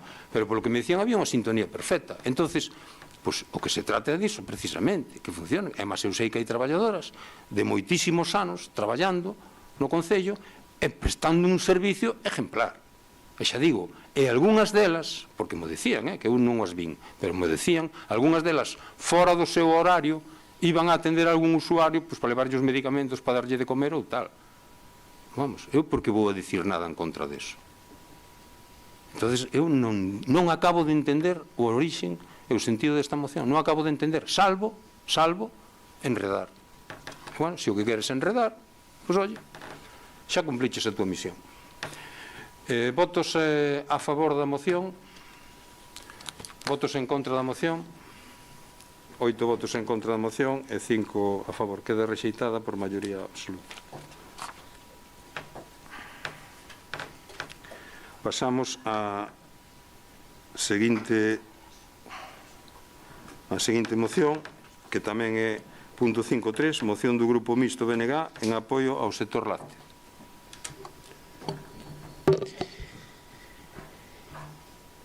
Espera un retiño, si queres, espera un retiño por sagrario. Vamos, non pude hablando que... Bueno, si queres, ven lendo. Onde hai chicha no debate. O sector lácteo galego constitúe unha das principais bases do noso sistema productivo e do medio rural, sendo Galiza responsável do 42% da produción de leite do conxunto do Estado. Esta realidade, lonxe de traducirse nunha posición de forza, está a convivir cunha perda progresiva de explotacións, unha caída de rendibilidade e unha crecente incerteza para o futuro do sector. Nos últimos anos, o peche constante de explotacións, cun ritmo próximo a unha ao día, evidencia a existencia de problemas estruturais que non están a ser abordados de maneira eficaz polas administracións competentes. Entre estes problemas, destacan a falta de relevo xeracional, a escasa superficie agraria útil, a dependencia de recursos necesarios para a produción externos e, especialmente, a falta de capacidade negociadora do sector produtor fronte á industria. A pesar do peso determinante de Galiza na produción láctea, o prezo da leite en orixe continúa fixándose fora do país, situándose sistemáticamente por debaixo da media estatal, mesmo tendo en conta a alta calidade do produto galego. Esta situación supón unha clara desvantaxe competitiva e contribúe á perda de rendibilidade das explotacións. A maiores, a actual conxuntura marcada polo encarecemento dos custos de produción, especialmente en combustible, fertilizantes e alimentación, e pola previsión de novos contratos á baixa, agrava a situación do sector, xerando unha enorme incerteza entre os produtores e produtoras. Outro dos elementos clave é a escasa capacidade de transformación do leite en produtos de maior valor engadido. A pesar dos datos oficiais, a realidade é que unha parte significativa da produción galega continúa saindo en formatos de baixo valor e que limita a capacidade do sector para ser a riqueza no territorio. Todo isto evidencia a necesidade de impulsar un cambio de modelo que aposte pola valorización do produto, pola mellora da capacidade negociadora do sector e pola adopción de políticas públicas adaptadas á realidade galega, que garantan a viabilidade das explotacións e o futuro do rural. Por todo isto, desde o BNG o que propoñemos é instar a Xunta de Galiza a promover a constitución dunha mesa de interlocución sectorial entre empresas lácteas e representantes do sector produtor galego, coa mediación da Consellería do Medio Rural para establecer un marco galego estável de negociación dos precios do leite en orixe. Convocar de xeito urxente o Observatorio do Sector Lácteo co objetivo de analizar a evolución dos custos de produción e garantir o cumprimento da lei de cadea alimentaria. Adoptar medidas urxentes para resolver as axudas á incorporación de mozos e mozas ao sector e impulsar políticas que favorezan o relevo xeracional, poñer en marcha medidas para recuperar a superficie agraria útil e reducir a dependencia de recursos externos, facilitando o acceso á terra. Ademais, instar a Xunta de Galiza e ao Goberno do Estado a adoptar medidas que compensan o incremento dos custos de produción, nomeadamente en relación co combustible e cos fertilizantes. E, por último, facultar a Alcaldía e a Concelleira en quen delegar a toma de cantas medidas foren necesarias para cumprir estes acordos. Mais nada por agora. Moi ben. Gracias. Sí. Vamos a ver o tema do sector lácteo. Vai máis alá do tema do leite, das medidas que afectan o que a nosa comunidade autónoma de Galicia, porque, como sabemos, o sector lácteo na Unión Europea atravesa unha crise estrutural en 2026 que se caracteriza por unha sobreoferta da leite, a caída dos precios en orixe e o peche acelerado de granxas, especialmente en países como o noso, España, onde a entrada de excedentes europeos a baixo precio presiona o sector local. E inda que é un sector que está moi subsidiado por a política agraria común, que é a PAC, esta liberalización, que son as pintas cotas do leite que se produciron en 2015 e as novas exixencias, ese é o que xera a tensión económica. Os principales problemas do sector son a sobreoferta ou excedente, porque a produción europea de leite aumentou en 2025 e a principios de 2026, superando a demanda interna e externa, o que provoca que os incidentes, principalmente leite en polvo, a caída dos precios e a rentabilidade, xa que os precios dos gandeiros descenderon desde mediados de 2025 e se sitúan en moitos casos por debaixo dos costes de produción, a alta volatilidade dos custos, porque os gandeiros afrontan custos elevados de produción como enerxía, alimentación, fertilizantes e cunha alta volatilidade internacional, e a crise competitiva de España, porque España rexistra un dos precios da materia prima máis elevados da Unión Europea, o que converte nunha entulleira non de leite máis barato que temos de outros países europeos como Francia, Alemanha ou Polonia, e amenazan a supervivencia das granxas locais, e tamén iso conleva o peche de explotacións. Polo tanto, é un problema de política europea e de evolución do mercado xeralizado, porque fixose o fin das cotas lácteas en 2005, elimináronse as cotas, elimináronse os límites de produción, que levou a maior inestabilidade, exixencias ambientais como foi o Pacto Verde, que foi a implementación da PAC, e iniciativas do Pacto Verde que impuxeron restriccións á produción, aumentan os custos de cumprimento aos produtores, rede de seguridade insuficiente, distribución de axudas que protexen ao pequeno produtor frente á industria de distribución que son escasas, que en resumo, o sector lácteo europeo ten unha contorna moi exixente, moi competitiva, e as políticas de liberalización e sustentabilidade chocan ca rentabilidade económica dos gandeiros, provocando inestabilidade estrutural. Que quero decir con isto? Quero decir con isto que xa no ano, non é por defender a Xunta de Galicia neste caso, pero no ano 2019 xa se fixera en unión do Bloque, do PSOE por suposto, da Xunta de Galicia, fixeras unha declaración institucional onde se falaba o problema que tiña o sector lácteo para Galicia, que era un dos piares do sostenimento económico e demográfico, e ademais incluso se propuxo a creación de banco de terras para afordar unha reforma legislativa, evitar a pérdida de explotación e evitar o envellecemento da población neste sector. Polo tanto, o que non podemos admitir é que agora o BNG se convirta en adaliz das políticas do sector lácteo con estas medidas que propón, porque estas medidas, é dicir, o Goberno do Estado, a principios, o paquete lácteo, que é o que se chama, o que se ten que xestionar, diríxese é a Comisión Europea competente en esta materia e a crisis europea. E o Goberno xa fixo varias reclamacións á Comisión xunto, é dicir, a principios deste ano 2026, xunto cunha dúcia de países que instaron a Comisión para que tomara medidas por esta crisis de precios. É certo que a nos afecta moito máis, pero a entrada de leite barato pon en risco a viabilidade das explotacións, sobre todo na nosa terra. E por parte, no ano 2019, como xa fixen unha declaración institucional onde todos os partidos se comprometeron a trasladar estas cuestións ao Goberno de España que as trasladar á Comisión Europea. Polo tanto, agora ves como cunha bandeira política en apoio do sector lácteo do BNG que nós non podemos compartir, evidentemente, porque este é un tema estrutural que afecta a Europa. En todo caso, pode existar medidas para que se eleven á Comisión Europea, pero non tal como estás planteando a moción, que ten un sesgo político importante. Polo tanto, vamos votar en contra. Gracias, Emma. Fátima. Ben, en canto á moción esta do bloque, comparto de Emma que é algo político, evidentemente, porque arremete contra a Xunta, pero vamos a facer unha breve exposición. En primeiro lugar, a Mesa Sectorial do Leite é un órgano de coordinación e diálogo do sector lácteo en España, dependente do Goberno de España, polo que ningunha comunidade autónoma pode convocar unha Mesa Sectorial do Leite no seu territorio, tal como pedía na súa moción o bloque.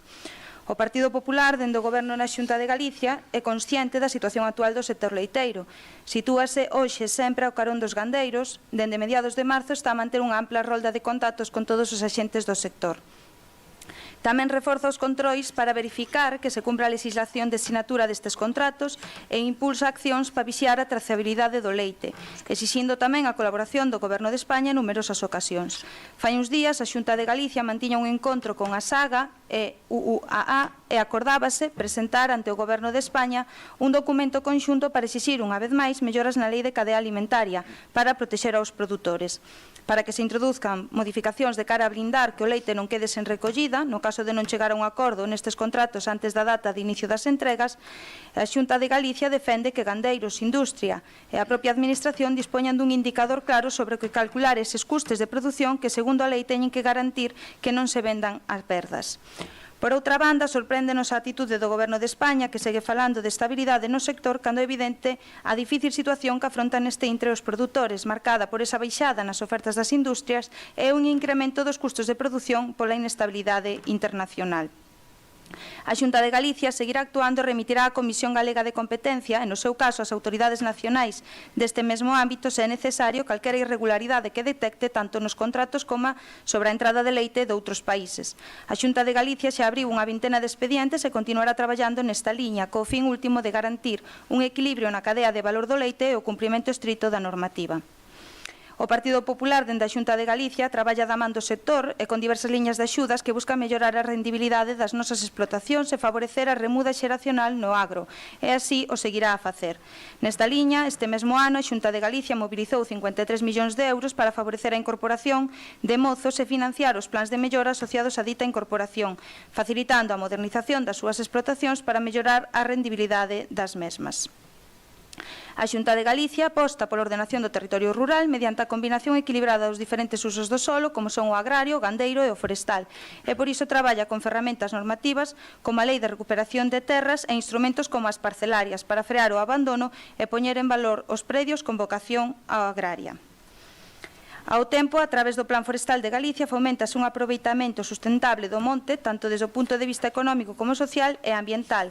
Grazas a esta labor, en coordinación e colaboración con o sector, o monte galego é líder nacional en produción de madeira, que a nosa comunidade está considerada unha potencia no eido forestal. E a Xunta de Galicia aprobou o pasado 30 de marzo activar un plan de 157 millóns de euros para atender aos sectores con máis dificultades e as familias vulnerables fronte ás consecuencias da guerra de Oriente Medio. Con isto que quero dicir é que o BNG pide á Xunta que faga unha serie de medidas cando xa está a levar a cabo as que están á súa disposición. Como sabemos, e tal como dixo Emma, o problema xa é a nivel europeo, tanto como sucede en outros ámbitos, está a chegar leites de outros lados, nós temos que protexer o noso, en eso está a Xunta de Galicia, pero sempre dentro do marco que ten a súa disponibilidade. Gracias, Fátima. Alberto.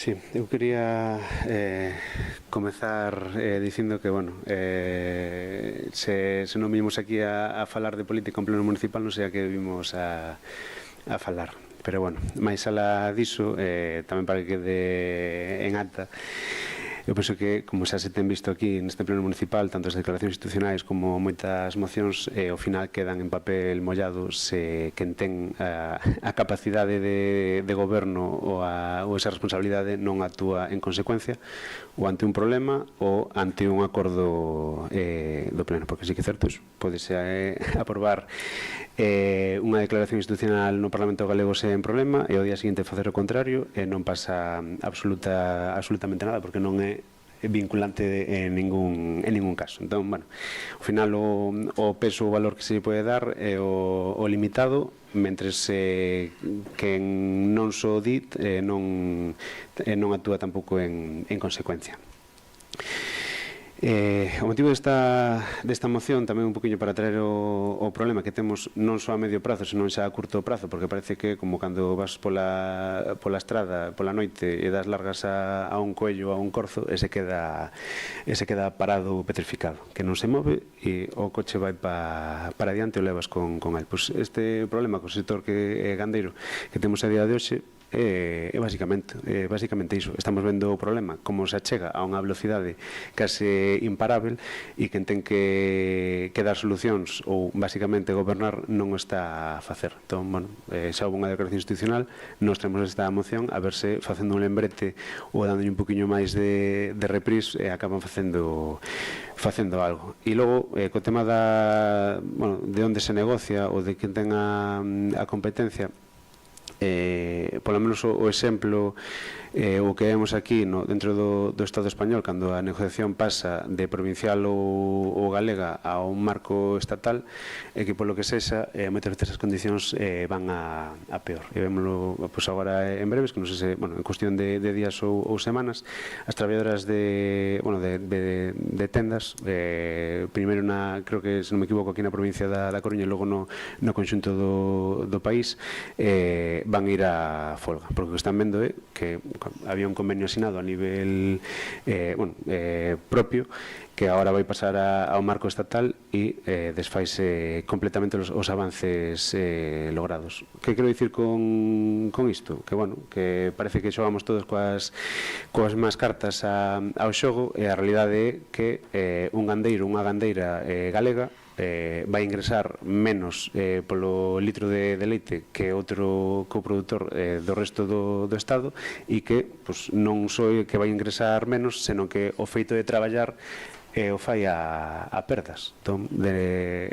pagar para traballar, non sei, é un pouco incongruente. Entón, nós o que pedimos a través desta moción é que quen goberna, xa sexa no Estado ou na comunidade autónoma aquí no país, que exerza como gobernante e lle poña a solución a este problema. Se vedes que unha moción é demasiado política, podemos finiquitar así todos os debates. Nada máis e moitas gracias. Moi ben, moitas gracias. Alguna intervención máis? Pois entón, ti, Fátima. Eu só quería facer unha puntualización que, claro, di Alberto instar a quen corresponda, claro, pero que a moción di instar a Xunta de Galicia, quero dicir, dentro do que pode, xa o fai.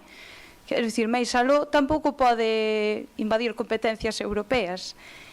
Xa hai unha lei que di que non se pode comprar o leite por debaixo do custo de produción. Hai que controlar que se cumpra coa lei e moito máis non podes facer. Estamos nun mercado de libre competencia, é o que pasa. Quero dicir, a moción nos apoia porque é que a quen estás instando non é o que ten a competencia para solucionar o problema. Bueno, entón votamos. Votos a favor da moción? Un voto a favor. Votos en contra? 12 votos en contra e un a favor. Entón queda rexeitada por maioría absoluta. Pasamos a seguinte moción, que tamén do Grupo Mixto BNG en apoio a Palestina. Alberto, si queres. Sí, antes de darlle lectura, sí que, bueno, a nos chegou a través do, bueno, desde o registro, esta moción non é do BNG, é da Plataforma Cidadá Comarca de Betanzos con Palestina. Todos os grupos a recibimos, nos no momento de darlle lectura e ver o sentido, pues, en principio chegaba todas as...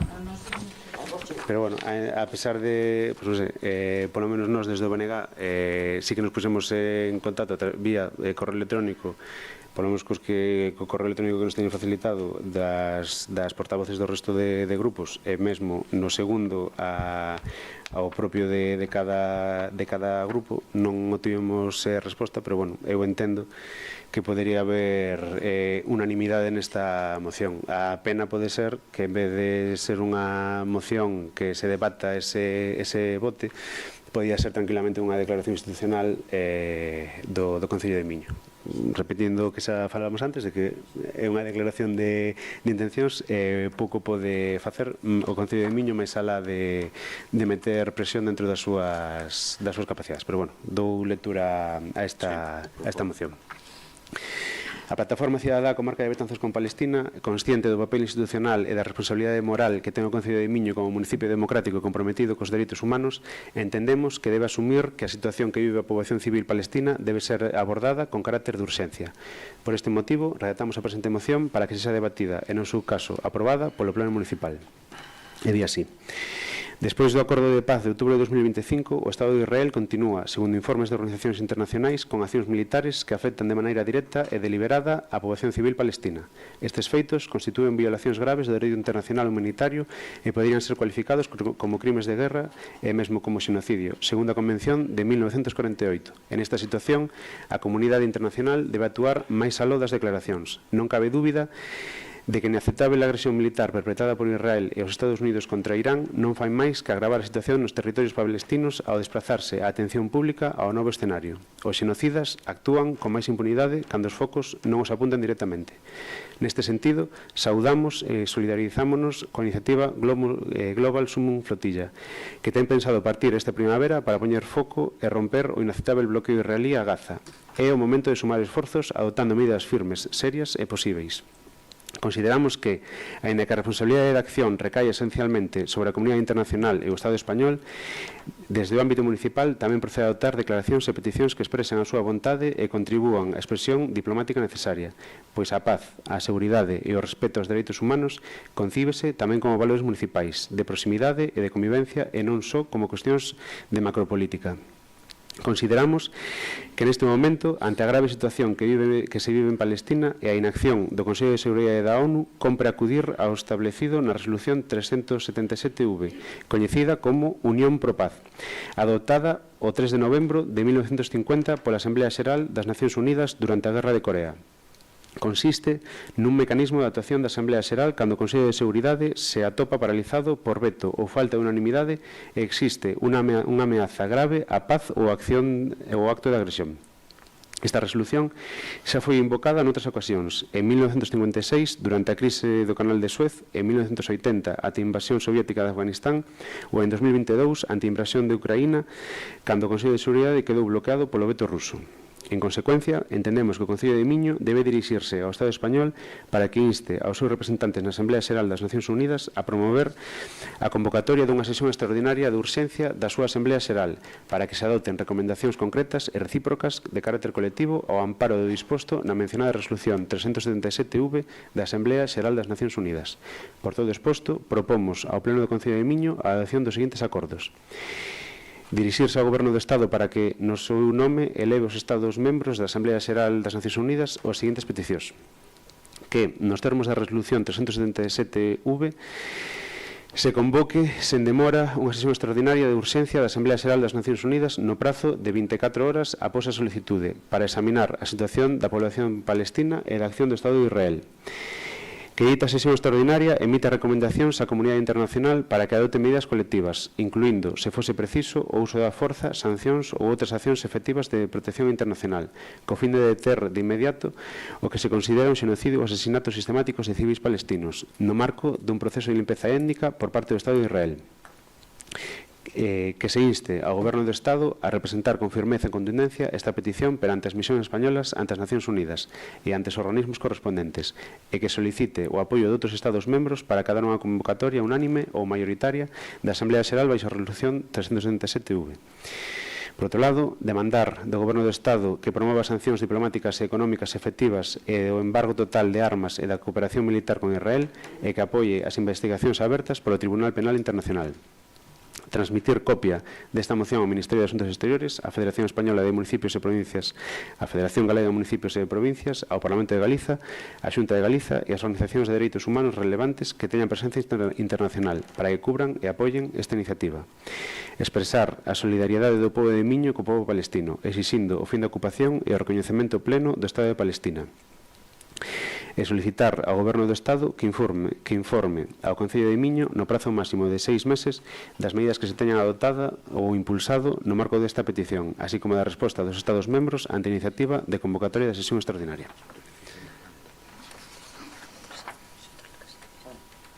Sí.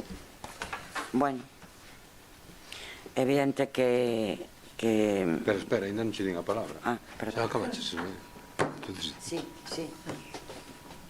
Bueno, é evidente que sí, que a catástrofe humanitaria de Gaza é innegable e que a resposta militar do goberno de Israel derivou nunha campaña de destrucción masiva desproporcionada que xa vai para 2 anos e que afecta a población civil palestina. E é certo que a Comisión Internacional Independiente de Investigación sobre os Territorios Palestinos Ocupados, establecida polo Consello de Dereitos Humanos da ONU, confirmou que Israel cometeu actos xenocidas contra a población de Gaza, baseados na intención de destruir aos palestinos mediante asesinatos, lesións graves e imposición de sancións de vida da vida destinadas a destruir a persoas e impedir a natalidade, violando o que ti decías, o que se decía na moción, que era a Convención para a Prevención e Sanción do Delito de Xenocidio no ano 1948. Esta mesma comisión señalou que estes actos non son aislados, senón que son resultado de décadas de ocupación e represión sistemática. É verdad que a historia se repite despois da Segunda Guerra Mundial, os actos xenocidas que cometeu Hitler, pois creáronse determinados organismos internacionales para prever que isto non volverá a suceder. E sucedeuse, desgraciadamente, moito. Estás a suceder agora non só co goberno de Israel, que non coa poboación, sino o goberno co señor Trump americano, con Putin, e unha serie de persoas que podemos calificar de psicópatas e xenocidas que non sabemos onde vamos derivar ou se estamos ahora mismo, tristemente, no comenzo dunha terceira guerra mundial, non sabemos o que vai pasar. Como ben dixeches, esta é unha declaración de intencións. Isto que se di que se notifica ao Concello de Miño, home, non creo que o fagan. Nós, desde logo, temos que expresar a nosa solidaridade co pobo palestino e cos actos xenocidas que se están cometendo no mundo. E é certo que aquí nos plenos municipales, cando se toma unha decisión, unha moción que afecta ao propio Concello ou aos veciños do Concello, temos que cumplila porque así non lo manda a lei. Pero sí é certo que cando facemos en foros de debate sobre outros temas que non son da nosa competencia, como é o caso que son escenarios internacionales, pois que non son vinculantes, sí que é certo que valen para mostrar a nosa solidaridade ou a postura dun Concello por unha causa. E, polo tanto, os concellos como administracións que somos máis cercanas aos ciudadanos non podemos quedar indiferentes e, polo tanto, é evidente que temos que apoiar esta moción e, bueno, esperemos que moitos concellos se solidaricen e que ao mellor terá algún resultado que moita xente pida e que se solidarice cos actos de xenocidio que ahora mismo se están cometendo no mundo. Eu non teño máis que decir. Ben, bueno, eu uno-me evidentemente ao apoio ao povo palestino, que é certo que se están levando a cabo actos que nos tempos que corremos non son admisibles. Pero claro, unha vez máis, eu penso que debe ser a terceira vez que falamos de Palestina neste pleno, e chámame a atención que sempre falamos de Palestina. É dicir, o mundo está en guerra, hai guerras que xa levan tempo tamén. Neste caso, que estamos a falar dun xenocidio, eu só quero dar un dato. No ano 2026 temos cerca de 388 millóns de persoas, unha de cada 7, sufrindo persecución, sendo Nixeria o epicentro, co 70% de asesinatos globales, na persecución e matanza de cristianos. Aproximadamente 4.900 ou 7.000 cristianos foron asesinados por motivos religiosos no último ano, con máis de 12 mortes diarias. Máis do 30% destes cristianos asesinados foi pola súa fe, e sobre todo 80% en Nixeria. Nós estamos en contra de calquer tipo de guerra, de calquer tipo de ataque a calquer persoa por a súa raza, condición ou religión. No mundo, desgraciadamente, aínda quedan moitos países que fan este tipo de actuacións. Que quero dicir con isto? Evidentemente, condenamos calquer acto que se poda levar a cabo en Palestina en contra do pobo palestino. Pero non podemos centrar a vista nun Estado cando noutros estados tamén se está matando xente, cando noutros estados se está represaliando a mulleres, cando noutros estados se está matando nenos. Quero dicir, no mundo existen moitos tipos de violencia e de guerras. E con isto nós ímonos a abster porque creemos que centrar o obxectivo nun só problema non é o que queremos. Se fora unha moción que condenara calquer tipo de violencia, o faríamos. E con isto tamén quero dicir que cando falamos de calquer tipo de violencia tamén nos estamos referindo a terrorismo e sobre todo a determinados grupos que se están facendo, e sobre todo temos os países de Siria e temos tamén Palestina, que están gobernados por grupos terroristas que tamén atentan contra a cidadanía. Moi ben, Fátima. Alberto. Sí, eu penso que hai unha frase que di a causa do povo palestino é a causa tamén da humanidade. Penso que non unha frase valeira de contido, senón que recolle perfectamente o sentir desta moción. Creo que xa falamos que non é unha cuestión de facer unha lista de que pobo, estado ou país sufre máis ou sufre menos. O caso concreto do povo palestino, sobre todo do que estamos vendo en directo desde o ano 23, desde o 7 de outubro do ano 23 na Franxa de Gaza, ou tamén, porque parece que ali non hai conflito, na Cisjordania ocupada, así como outros territorios, é un paso máis do xenocidio que se estaban vivindo ou da limpeza étnica que estaba intentando levar a cabo o Estado de Israel. Non sei se compre, eu diría que 3 me parecen poucas e nunca van ser suficientes falar ali onde se poda de Palestina, do que están sufrindo durante décadas. Non sei se aquí se intenta pasar, facer tabula rasa e dicir, aquí todo é igual de condenável. Eu creo que non mercaría ese argumento, porque, como dicía, levamos décadas vendo como a ollos da comunidade internacional, a ollos de todo o mundo, se está levando, como dicía, unha limpeza étnica de todo un pobo, porque hai igual que sexas musulmán, cristiano ou que sexa. Ali as balas e bombas non entenden nin de credo, nin de xénero, nin de idade. Entón, eu non poñería nunha balanza, como digo, os conflitos a ver cal pesa máis, pero eu penso que o que estamos vendo ou o que están vivindo en Palestina merece poñer o acento. Entón, non sei se lamentar unha vez máis a falta de apoio do Partido Popular a unha moción que o único que busca é o apoio ao pobo palestino, pois non sei, eu entendo que xa co voto favorable anunciado do Grupo Socialista a moción vaise ir adiante. A mí o que me gustaría é que fose por unanimidade, máis nada. Moi ben. Eu quixera facer unha puntualización instando a Alberto a que non sei se que matiza as súas palabras ou non, pero é que polo que acabas de dicir parece que a vida dun nixeriano cristiano vale menos que a vida dun palestino, porque claro, me dis que non se pode poñer na mesma balanza, home, que se leva a cabo unha matanza polo simple feito de ser cristiano, de ter unha creencia, penso que é igual de condenable a que se faga porque sexas dun país, porque sexas dunha raza ou polo que sexa, quero dicir. Espero que esa non fora a intención. Brevemente, xa me deu a palabra.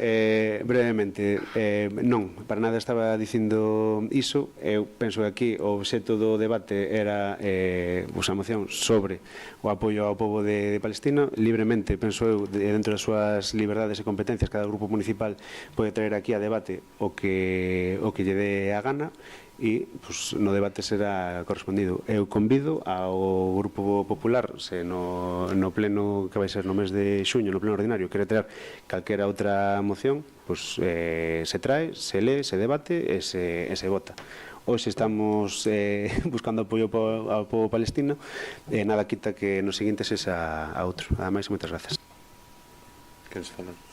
Bueno, efectivamente, eu eso teño que compartir con independencia de compartir o que dice o Partido Popular, de que efectivamente hai moitas guerras, desgraciadamente. Estáse masacrando a xente, concretamente, se esta moción é de apoio ao pobo palestino, que é o que traemos agora, é como diferenciar se está mellor roubar ou matar. Bueno, matar está mal, roubar tamén. Pero se neste caso estamos apoiando ao pobo palestino, pois nos vamos a apoiar precisamente por eso, porque entendemos que efectivamente, independientemente de outras consideracións e de masacres totalmente execrables, que poden ser incluso en algún caso peor, non o sabemos, non o podemos valorar, non sabemos o que se está facendo, sabemos o que vemos nos telediarios, pero seguramente é terrible o que se fai en Palestina, o que se fai seguramente co que diste, que tamén é terrible, é bestial as nenas que secuestran e que as levan menores de edad, que as casan e que as masacran, e que ainda moitas delas ainda hoxe están desaparecidas en África, onde dices tú que iso é terrible. Ahora mesmo trátase de apoiar ao pobo palestino, pero seguramente a mellor como declaración institucional e de participación política, como concellos que somos, mostrar a nosa solidaridade e o noso rexeitamento a calquer acto de masacre levado a cabo por descerebrados que desde logo no século XXI estamos a repetir os mediados do siglo XX, do século XX, cando pensamos que o que fixera Hitler en Alemania non se iba a repetir, e desgraciadamente estáse repetindo, e moitas veces en povos, como diste, africanos, pois hai, sobre todo nenas, as que casan con 12 anos e as levan e desaparecen e lle cortan as mans e as pernas, moitas delas as mans para que non poidan escribir, é dicir, é terrible tamén o que está pasando. Neste caso, o que dio BNG neste caso, sí, porque eu apoio ao pobo palestino concretamente, pero sí que por eso vamos a apoiar, pero rexeitamos tamén eso, porque eso que diste concretamente é terrible tamén o que está pasando. Bueno, pois eu quería solamente facer un matiz por un pouco, por si queredes buscar un punto de encuentro para a unanimidade. Realmente esta moción non a trae o BNG. O BNG comparte aquí porque é unha moción que presenta unha plataforma de apoio ao pobo palestino. Por lo tanto, non é que Alberto elixira falar solamente do pobo palestino. Alberto o que transmite é unha moción que lle pediu esta plataforma de apoio ao pobo palestino e, por lo tanto, evidentemente, eu creo que todos estamos en contra de todo isto que dices ti, Fátima. Eu creo que iso é un sentir unánime de todo o mundo.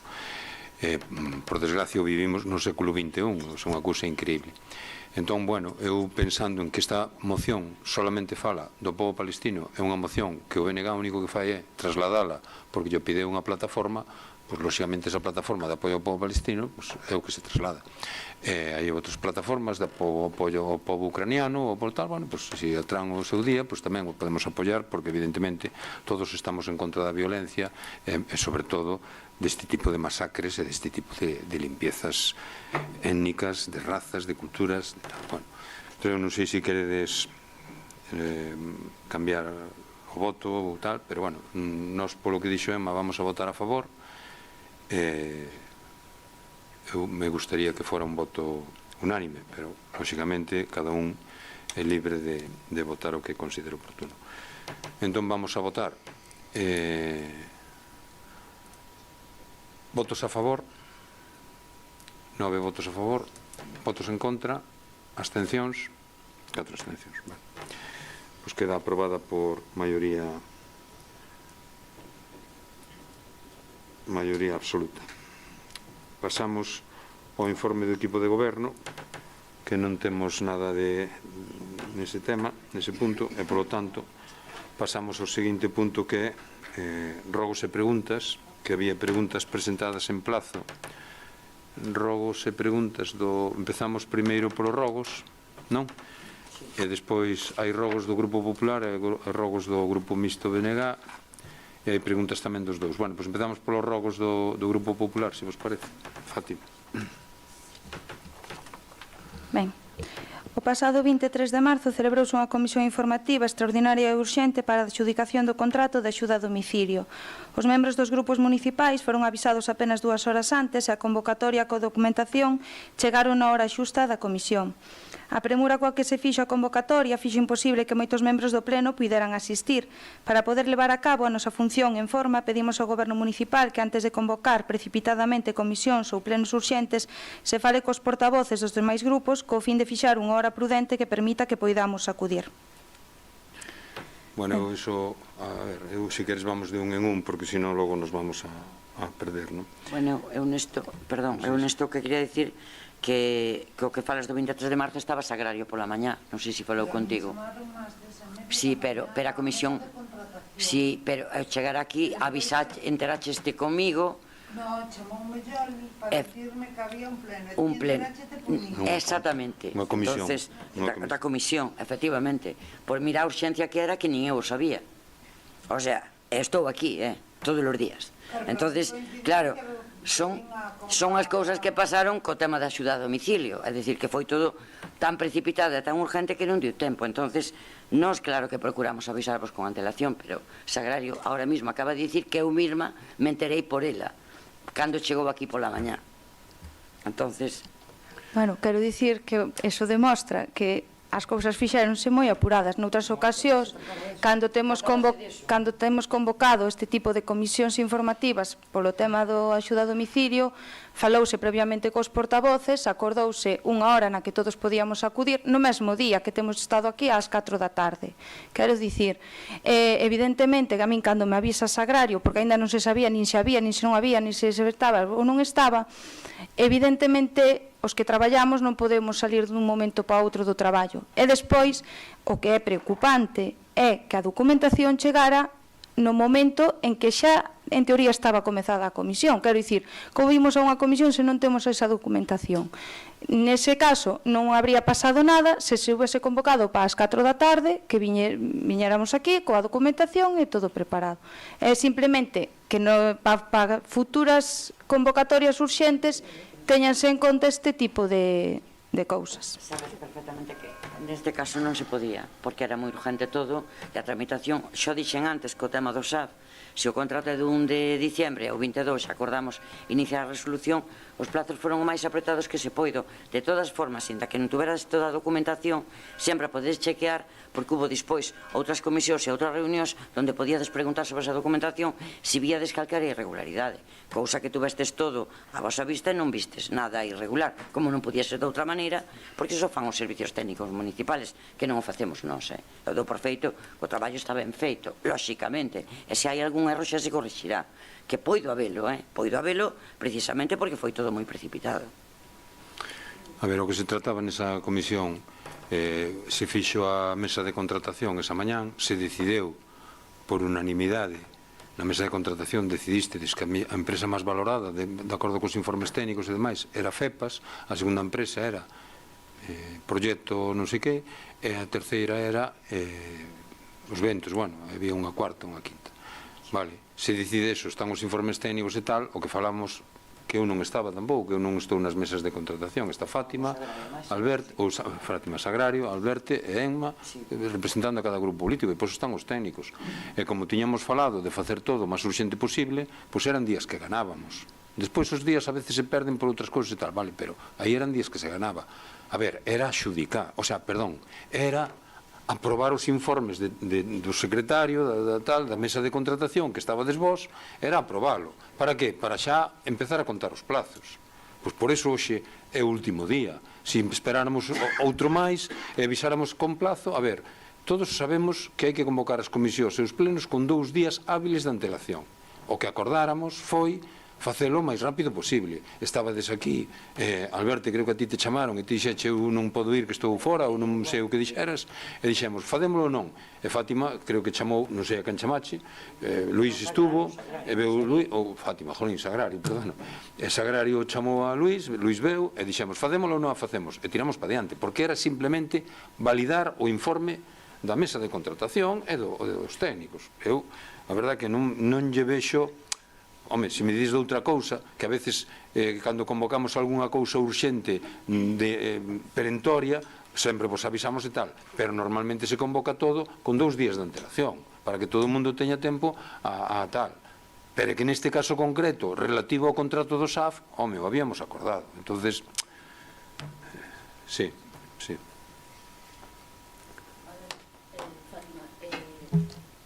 Sí, bueno, o que se acaba de expoñer foi todo con moita celeridade. Eu fun a que chamei a Sagrario. Sí que é verdad que Sagrario me dice, bueno, vou a chamar o resto e tal. Eu dixenlle, mira, se non se pode, bueno, pues teremos que facer mañá. Ás 4 da tarde, como os puxiche, era outra opción, pero non se podía. Hai máis xente nas mesas esas e era inviable. Ou a facíamos nese momento ou tiña que pasar o día siguiente. E bueno, sí, sí que eu comentei contigo, bueno, me dixeche eso, repito, vou a falar co resto e sí que che dixen, vale. Dixen, se avisa o resto. Dixen, se non o podes facer ti, chamou a Fátima. Eu penso que está traballando. Vale, pois mal entendimiento entre ti e máis eu, porque sei perfectamente que dixen eso, intentei polo menos decir eso. Se non se pode, me avisas e se convoca para mañá. Con Alberto tamén falei eu, pois non nos entendimos. Bueno, pois non houve mala intención en apuralo para que non estuverades nin nada parecido, porque, bueno, xa dixo o alcalde tamén en que consisteu esa comisión. Sí, bueno, unha precisión, a convocatoria para unha comisión informativa, quer dicir, onde hai máis funcionariado é nunha mesa de contratación. A comisión informativa somos nós, o secretario e interventora. Quero dicir, é que non estou falando de que se convocara cos 2 días de antelación, estou falando que noutras ocasións chamousenos, a mí me ten chamado o que estaba antes de secretario, tenme chamado pola mañá, ás 10 da mañá, a dicirme, tense pensado convocar unha comisión para hoxe, que hora te ven ben? Eu dicirlle, pois a mí ponma ás 4 ou ás 4:30, e viñemos aquí todos coa boa intención de que se acelerase todo, quero dicir, eu o que estou dicindo é que da futuro, non quero pensar que se fixera con mala intención, pero que a futuro teñase en conta ese tipo de cousas, que non temos unha disponibilidade para aparecer aquí se me avisan 2 horas antes, quero dicir. A ver, non convirtades isto nun debate, porque isto estamos todos de acordo que o que queríamos era agilizar o tema e non se estaba buscando aquí esconder nada a nadie, porque además todos tedes o documento e ibas a votar a favor. Pois non podías votar en contra. A ver, é que estamos dando voltas á cousa. Vamos a ver, cando se convoque outra comisión xa se vai cumplir o plazo dos 2 días de antelación, porque se ten que cumprir por normativa, salvo que acordemos que para determinado punto tal, ou salvo que se convoque extraordinario e urxente, co cual iso tamén ten unha tramitación. A ver, eu estou de acordo contigo que ao mellor te sentiche molesta en ese momento, pero, a ver, non foi precisamente para excluirte.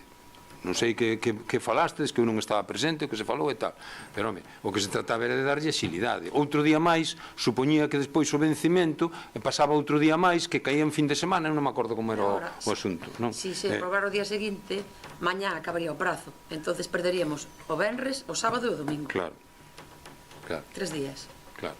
Acabando hoxe, Claro, despois para volver temos a... mañán para facer trámites.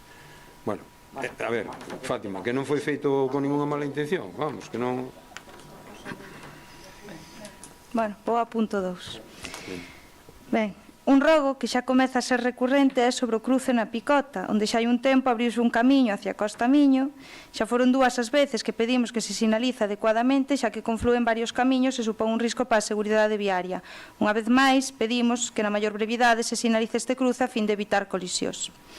E o terceiro, agora que se chega o verán, pedimos ao Goberno Municipal que faga un repintado das estradas da súa titularidade, pois na maioría delas as líneas non se perciben e, peor aínda, moitos dos pasos de peón son invisibles, xerando un grave risco. Moi ben. Bueno, o punto 2, que era o cruce da Picota, ali está sinalizado, por lo menos foi a policía, e hai señales de esto pintado no chan. Eu que me din a min. Igual foron para outro cruce, eu mañán... porque eu pasei por ali... Home, non sei se o fixeron estes días, é verdad, non paso todos os días por ali. Según sales de Buiña, hai unha señal de stop.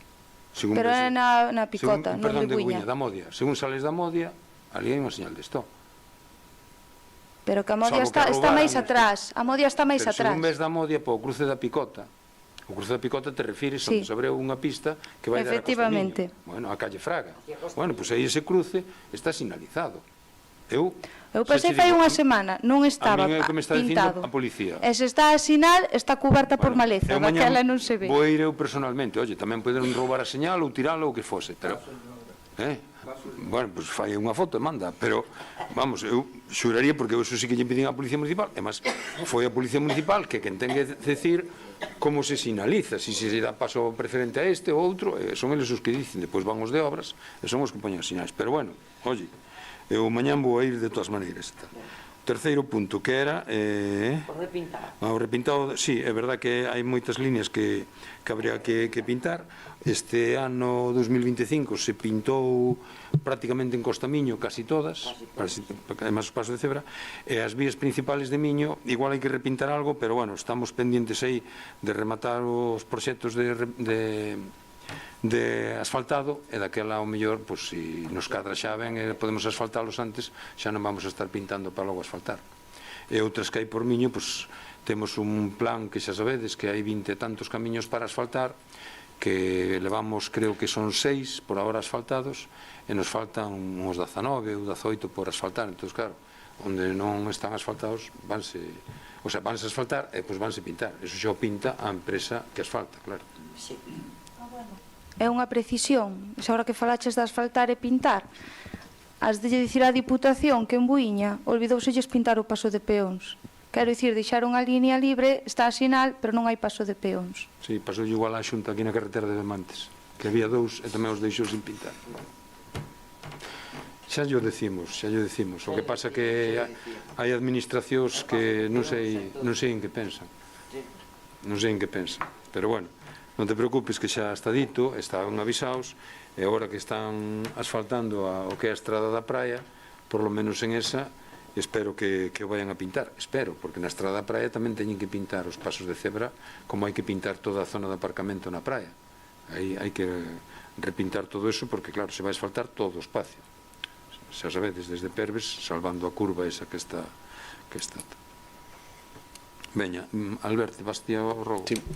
Bueno, queríamos desde o grupo do Bonega facer un rogo oral, non ten moita cousa, pero bueno, basicamente actualizar a web de turismo do Concello de Miño, porque sí que hai certas actividades que xa non se están facendo e faltan por incorporar outras que, para exemplo, un botón... Hai actividades que xa non se están facendo e outras que sí, que non están incorporadas, como precisamente o festival do que falábamos ao comezo da sesión.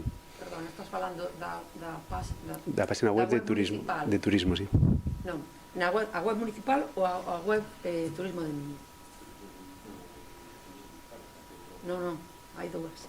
Hai unha web que é a de Turismo de Miño. E hai unha web que é a web municipal que despois ten un apartado da Concellería de Turismo. Turismo de Miño. Bueno, o festival que aprobamos hoxe, que o declaramos de interese local, está pendente, xa vos lo comentei, está pendente de que nos dé autorización o Servicio Litoral da Xunta. Entón, eles están anunciando, os patrocinadores, promotores do festival están anunciando, pero están anunciando na zona do Porto, e cruzando os dedos todos, porque xa sabedes que na zona do Porto dicen, claro, van a dragar e tal, entón no Porto non vai poder ser, entón por eso se fai para a zona de aparcamento da praia. E claro, nós o que fixemos hoxe precisamente un requisito que nos piden do Servicio Litoral da Xunta para que a Xunta nos dé autorización. Agora esperemos que nos den autorización, pero só faltaría. Entón, eu creo que sí que sería o momento de anunciarlo. Vale, ahora sí, o rogo que viña escrito, sí. Solicitamos ao Goberno Municipal que actúe con celeridade para reparar definitiva ou temporalmente o firme da Rúa Barrosa, xa que soporta unha gran cantidad de tráfico e o seu deterioro continúa a avanzar. Sí, bueno, eso o citei agora, non me din conta que tiñas esta pregunta. A ver, nós agora estamos redactando un proxecto precisamente para reasfaltar todo o que é a zona da Carreira, é dicir, todo o que é a zona da Barrosa, a zona Carreira e a zona de Raxel.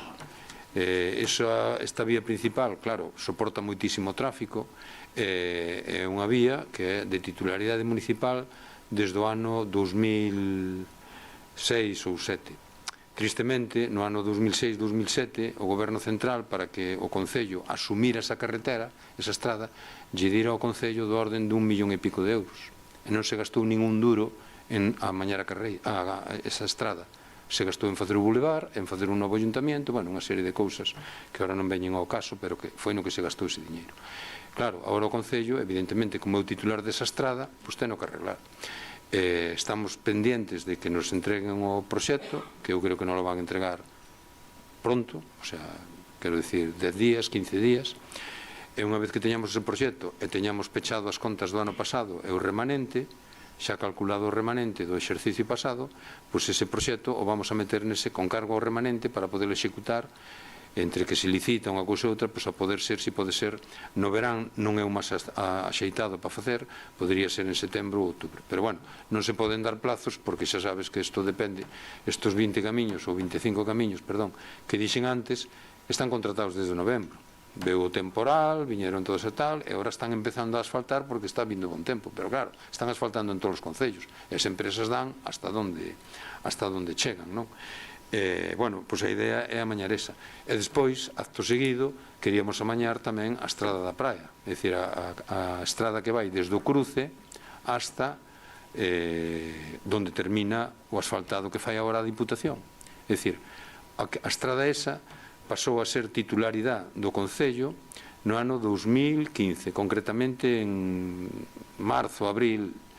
O goberno daquele entonces, de 2015, pideu a titularidade da estrada a cambio de que a Diputación asfaltara esa estrada. Eu non sei se vos acordades, os que estabades por aquí cerca e tal, que esa carretera foi asfaltada abril ou maio, non me acordo, xusto antes das eleccións de 2015. Pero, claro, foi asfaltada, é un asfalto, xa sabedes, que dura 10, 12, 15 anos, dependendo un pouco da climatoloxía, o paso de camións, de coches e tal. Claro, naquele momento asfaltaron ya, agora temos que asfaltar nós. Entón, tamén estamos falando do orden de uns 500.000 ou que poida ser, non? Igual que daqui da Carreira, porque aquí na Carreira non solamente asfaltar, hai que fresar. Hai que quitar o asfalto que hai agora, o cual conleva un incremento de coste notorio, porque, claro, as aceras son moi baixas. Se volves a asfaltar, che queda máis alta a estrada que a acera. Entón, bueno, por varias cuestións técnicas e tal. Bueno, esa é a intención do Concello e do Grupo Municipal, e, bueno, eu creo que en eso estamos todos de acordo, porque, efectivamente, están moi deterioradas. Preguntas? Fátima, entonces. Preguntas. Como queiras. Eu creo que é mellor ir de unha en unha, porque senón, non, tes cantas son? 5? 5. Vamos de unha en unha. Vale. Total, ainda son as 10:30. O pasado 5 de marzo fíxose unha xornada de portas abertas na Escola Infantil de Xarío para que as familias a coñeceran. A Escola Infantil A Ceboliña está a ser xestionada por unha empresa a través dun contrato público. A xestión da nova Escola Infantil vai a seguir o mesmo modelo de xestión e cando ten previsto que inicie a actividade a Escola Infantil. Si vai ser o mismo modelo de xestión e a actividade empezará po curso que ven para 26-27, non? Tras moitos intentos fallidos, finalmente está previsto que abra un supermercado en Costa Miño. O 17 de xaneiro, o Goberno Municipal anunciou a firma do contrato de cesión de superficie comercial de Costa Miño. Houbo algún avance neste proxecto e cando está previsto que inicien as obras da nova superficie? Bueno, para iniciar as obras teñen que pedir licencia e para pedir licencia teñen que presentar o proxecto. O que se presentou para a licitación foi un anteproxecto e non me consta que presentaran o proxecto. De todas formas, sí que é certo que nos comunicaron que o presentarían estes días. Axilizaremos a licencia o máis que podamos porque non poden iniciar as obras sin ter licencia, obviamente. Bueno, aí quero engadir eu que eu falei co responsable da empresa, non? Xa falei fai 15 días, 20 días, antes de Semana Santa. Falei con el precisamente para preguntarlle como iban. Eles están coa redacción do proxecto. O proxecto, como dixo moi ben Enma, estaba feito un anteproxecto, que pintar solamente un dibuixo e tal, pero agora xa hai que fazer o proxecto cas alturas, cas medicións, co geotecnia, con todo eso, non? Entón aí hai unha dificultade que o terreno non é un terreno plano, é un terreno que está inclinado. Entón hai que facer movimentos de terras, hai que despois consolidar ese terreno, porque claro, non vas a facer unha tal e depois que eso empece a doblarse tal, non? Entón a fundirse. Entón ese proxecto, que é o que están agora terminando, a mí me dixeron que pensaban que en abril que iban a presentar, é o que xa temos falado con eles, tamén cos servicios técnicos, é que iso lle hai que dar axilidade. Ainda así, despois cando eles se poñan cando teñan a licencia e demais trámites, todos os trámites que eran legais de notario e todo eso xa se fixo, xa está feito. Eles, unha vez que despois teñen eso, en setembro ou outubro empezarán ca contratación do persoal ou co traslado de persoal de outros lugares para que fagan os cursillos correspondentes e tal. Eso será setembro ou outubro. Eles calculan que en xaneiro, febreiro estexa para abrir as portas. Bueno, eu a verdade que eu lle estou insistindo que a ver se pode ser antes de Navidades, porque claro, para eles tamén é bon. Navidades é unha época que se fai moita compra e tal. E outra dos compromisos que adquiriron era que o Gadis de Miño que non se iba a cerrar. Eso iba a manterse aberto igual e que non tiñan intención ninguna de pechalo, porque tamén había inquietude na xente de se abre ali, aquí van pechar este tal, e non, eso non teñen esa intención. E bueno, home, eu que sei o que pode pasar de cara ao futuro, non? As empresas son lóxicamente soberanas, pero bueno, eles comprometeronse que eso non se iba a pechar e tal. Eu, bueno, pues, a ver, os plazos que les dan son xaneiro, febreiro. Vamos a ver se conseguimos que este aberto antes, pero vamos, que eso vai para diante. Home, salvo que presenten agora un proxecto que non se lle pode dar licencia, eso xa sería... Bueno, vou tomarme a licencia de facer unha pregunta oral a raíz do que dixeches agora. Hai algún compromiso por parte da empresa de que unha porcentaxe dos empregados sexan do municipio? Non, non hai ningún compromiso, nin lle podes exigir. Hai unha boa intención. Eso é ilegal. Pero bueno, eu creo que nos entendemos. Hai unha boa intención. Ben, xa que o ano pasado moitos veciños trasladaron o seu malestar ante un tardío e insuficiente desbroce dos camiños municipais, de cara a este verán, que plan de limpeza ten o goberno municipal? A ver, temos o plan de limpeza que tuvemos outros anos e non sei que malestar trasladan os veciños, salvo que si chove a erva medra, porque mira, ahora mismo, neste ano, estamos falando deste ano, xa se limpou en Sombreu, acabaron en Breanca, Carantoña, Trasdoroña, fixeron Ponte do Porco, despois van para a zona de Bañobre e Leiro. E despois deso, vaise para San Xoán e vense para Perves. E despois, ao final, acaban en Callobre, de Callobre baixan para Bemantes. E así que acaben en Bemantes, volven a empezar en Sombreu. Ese é o plan que houve sempre conforme ao contrato de limpeza de camiños. Bueno, son 4 veces ao ano, e en algunhas zonas son 5. Non, en algún ano foron 5. Sí, bueno, pero en todos os... Ben, nas últimas semanas foron moitos os veciños que nos trasladaron a súa incertidume, xa que están a recibir cartas certificadas do Concello avisando da limpeza das fincas de cara ao verán. Moitos destes veciños nos sinalaban que eles teñen as terras limpas todo o ano e descoñecían o motivo da carta, a que responde o envío masivo de cartas aos propietarios e tendo en conta que hai fincas que ano tras ano provocan as queixas dos veciños pola falta de limpeza, asegurouse o goberno municipal de que os propietarios que incumpren a obriga de desbroce de xeito reiterado foran tamén debidamente notificados. A ver, vamos a ver.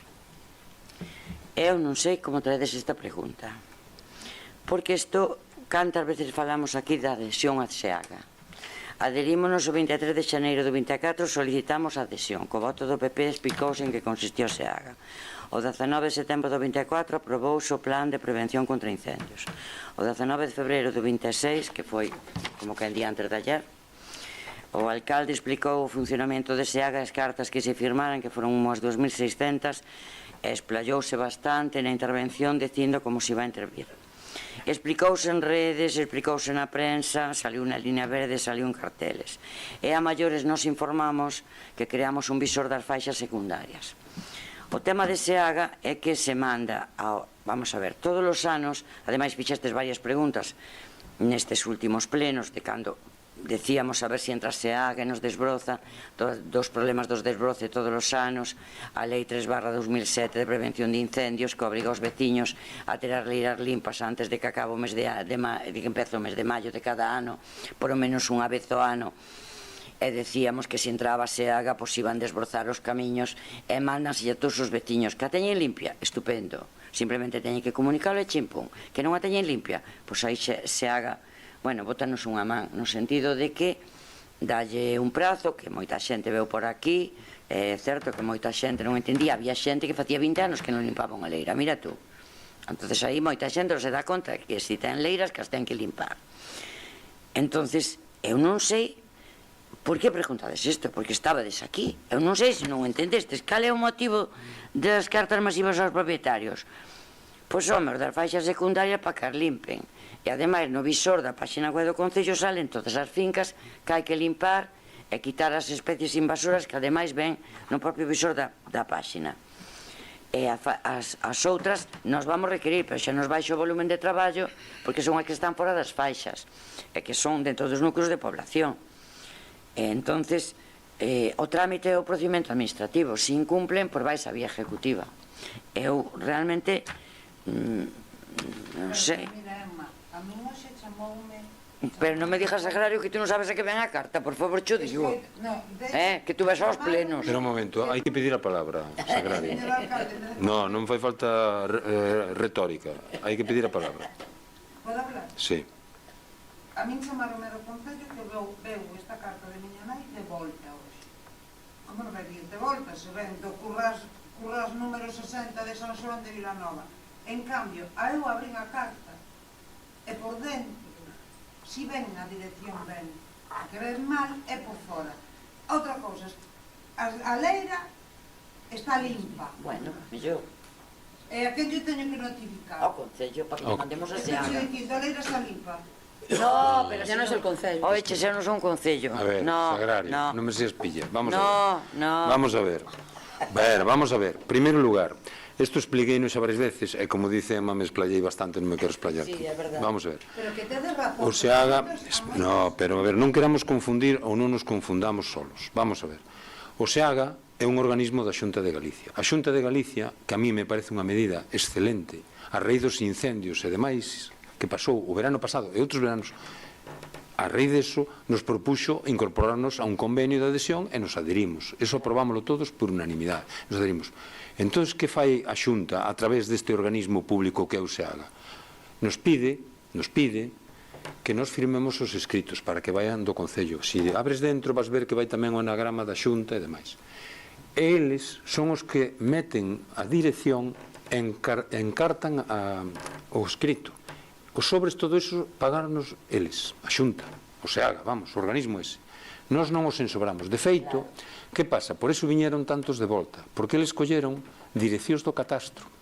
Non colleron as direccións que aquí en Miño fai uns anos se cambiaron os rueiros, e antes onde era San Xoán 24, ahora é San Xoán 33. Bueno, pois eso eles non o colleron. Se os hubiéramos mandado nós, claro, xa as mandamos a dirección actualizada.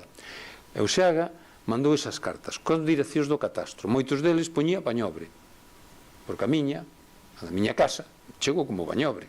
Ai, non limpa a erva na tua casa. Igual que tú. A ver, espera un A momento. miña leira é como este cuadrado. A miña que é de miña nai. A ver, por favor, que non estamos nunha cafetería. Vamos a ver. Vamos a falar un pouco con seriedade. Vamos a ver. O SEAGA mandou esas cartas e por iso hai este error. Entón, tiñamos dúas alternativas. Viñeron máis de 1000 cartas de voltas. Tiñamos dúas alternativas. Volvelas a mandar a través de correos, co cual correos volvía a cobrar 4 euros por carta. Pero os carteiros non garantizaban que se fora a entregar, porque a dirección estaba mal. Tiñamos outra alternativa, devolverllas ao SEAGA e que o SEAGA volver a facer as cartas, co cual tardabas 1 mes ou 2 meses en facer toda esa tramitación.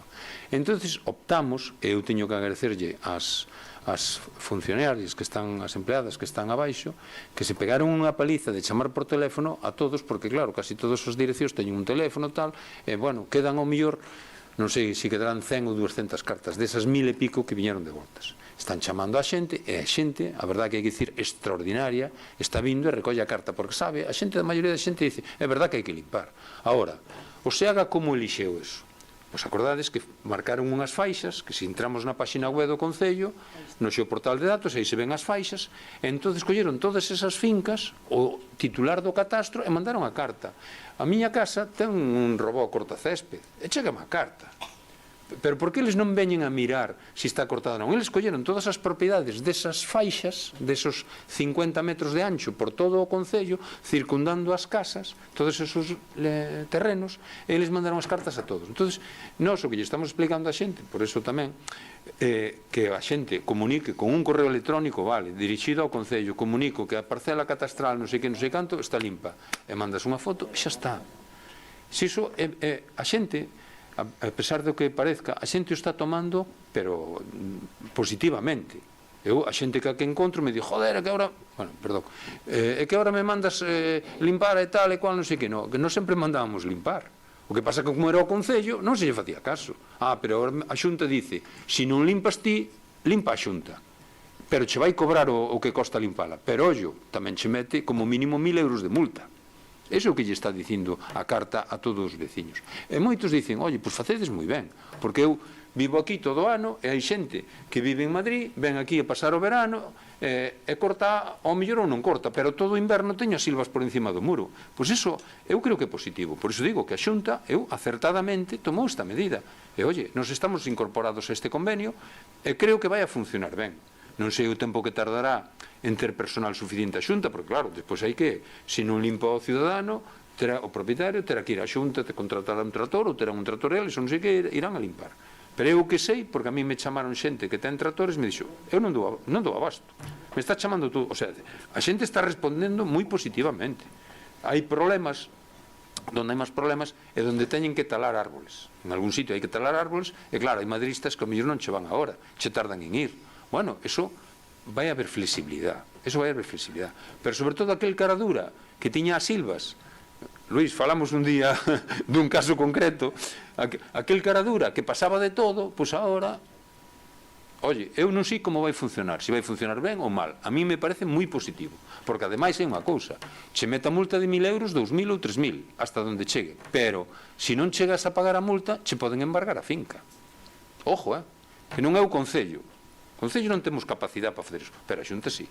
Entonces, bueno, perdón que xa me enrollei moito, xa me esprallei. Veña, Fátima. Iba a dicir, Sagrario, tens que comunicalo ao Concello formalmente, xa sea o alcalde di correo electrónico telemáticamente ou presencial. Bueno, quinta pregunta. Sí, bueno, antes quería facer unha precisión. Primeiro, traio a pregunta porque é unha facultade que teño como portavoz da oposición. Segundo, porque sí que se explicou aquí en que consistía o SEAGA, pero non sei se que eu me perdí no discurso do alcalde, pero claro, falábase de que se avisaba aos propietarios, en ningún momento se dixo que se iba a mandar masivamente. Bueno, eu o que entendín foi que se avisaba aos que incumprían a obriga de limpeza. Pero bueno, queda aclarado, todo o mundo queda aclarado e xa está. Mire, eu antes dicíalle a Alberti con respecto a tal, atender para entender. A veces é difícil seguirte. A veces é difícil seguir, pero hai que escoitar. Igual que ti tes a potestade de preguntar 7 veces, eu teño a potestade de contestarche. Bueno, como xa sabemos todos, a estrada de P4803 ao seu paso por Perves sufriu un desprazamento. Esta estrada estaba a ser asfaltada pola Diputación, xa que é a titular da mesma. Nestes días podemos ver que o asfaltado continuou polos tramos non afectados, pero o tramo perxudicado segue pechado. En que estado se atopa a solución para o arranxo do mesmo e se a Diputación prevé que de cara aos meses de verán teña solucionado o problema? Bueno, están facendo os estudios que sepamos geológicos e geotécnicos para saber o estado de gravidade do firme, que creo que é importante. Entonces, creemos que por meses de verán non estará, pero bueno, estamos ca Diputación, quero dicir, porque, como sabedes, é un tema grave. Acabaches, Emma? Sí. Bueno, quería añadir, puntualizar que, a ver, os estudios geotécnicos están bastante avanzados, encontraron un firme entre 15 e 20 metros de profundidade, aí vamos ter que facer un pilotaje bastante considerable, e claro, ahora, en canto xa teñan todos os estudios geotécnicos e geológicos feitos, que están a punto, creo que ellos entregaban agora esta semana que ven, despois teñen que facer o proxecto. O proxecto tamén vailles levar un mes, 2 meses. E depois do proxecto teñen que sacarlo a licitación para que se presenten as empresas. Por lo tanto, a min o que me din é que no verán é posible que este eso sin arranxar. Entonces estamos buscando alternativas. Estamos explorando distintas alternativas. Outro día estuve ca diputada, e máis co técnico da Diputación, estuvemos falando, estamos buscando alternativas de paso, que non podo concretar ahora porque, claro, xa vos explicarei cando teñamos algo máis concreto, para ver se se pode facer algo para minimizar precisamente ese atranco que hai. Bueno, entón, preguntas, venega agora, non? Precisamente, a Deputación da Coruña, a través da Área de Dereitos Civis, publicou por primeira vez unha liña de subvencións dirixida a concellos de menos de 10.000 habitantes para actuacións vinculadas coa memoria democrática, baixo o programa FO 208. O Benega de Miño fixo unha solicitude por escrito instando ao Concello a participar na mencionada liña, dando así cumprimento á moción aprobada en setembro do ano 2024 sobre o recoñecemento e homenaxe á figura de María Vázquez, onde un dos seus puntos recollía o seguinte: instar ao Concello de Miño a investigar e dar a coñecer os episodios históricos de outras veciñas e veciños de Miño represaliadas polo franquismo. Tendo en conta o anteriormente exposto, fixo o Concello de Miño esta solicitude e en que termos? Non. Vaiche contestar, Cati. Non a fixo. Creo que, primeiro, os acordos plenarios, que eu seipa, non tiña prazo. Por desgraza, é un tema que non caduca. O sea, e hai outra cousa. Foi a primeira vez que, como ben dís na pregunta, que se publicou unha liña de subvencións para isto. Non se pediu, nós tamén a coñecíamos, porque agora mesmo non hai un proxecto montado ou capaz de levarse a cabo para facer isto. Entón, pedir unha subvención por pedila, pensamos que hai que ser responsables, e preferimos agardar, porque haberá máis, sen dúbida, máis oportunidades, digo, con máis subvencións outros anos, e facelo cando teñamos recursos e teñamos un proxecto sobre o que traballar. Evidentemente, seguimos no tema. Gracias, Cati. Entendo que se collo certa periodicidade desta liña, para o ano podería optar. Bueno, creo que hai moitas cousas que facer, non nos podemos poñer deberes, porque nos costa bastante facer todo o que se fai. Vale, superado xa o primeiro trimestre do ano, onde continuamos co orzamento de 2025 prorrogado, pode explicar ao Goberno Municipal a que se debe esta demora e que se vai presentar ao Pleno Municipal unha proposta? Sí, bueno, eu creo que disto xa falamos varias veces, claro, porque evidentemente non se aprobou ainda o orzamento.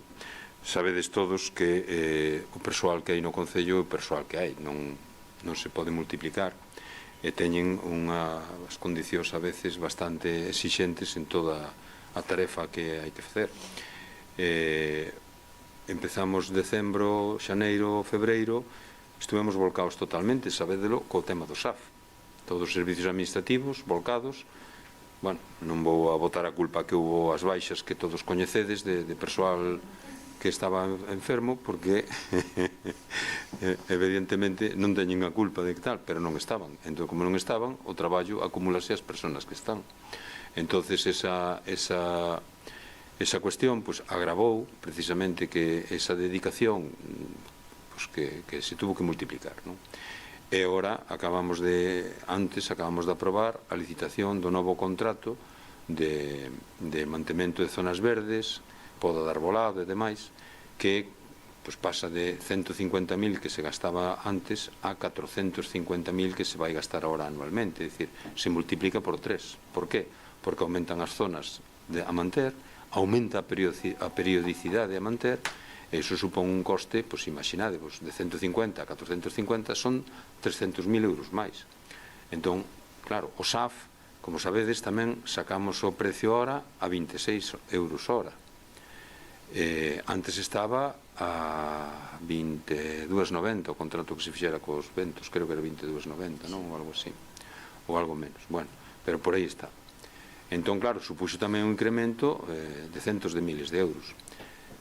Hai que encaixar os números, evidentemente. Nós agora estamos con orzamento prorrogado, porque é o primer semestre do ano, e no primer semestre do ano, pois tes o orzamento do ano pasado e vas tirando. Evidentemente temos que aprobar un orzamento. Está bastante avanzado, a interventora está aquí presente, que é a encargada de supervisar toda esa tarefa, e, bueno, eu non sei se queres ti explicar algo técnicamente ou tal, pero, bueno, a idea é traelo, eu creo que en maio, antes de finais de maio ten que vir. Se digo antes de finais de maio, pero ten que ser moito antes.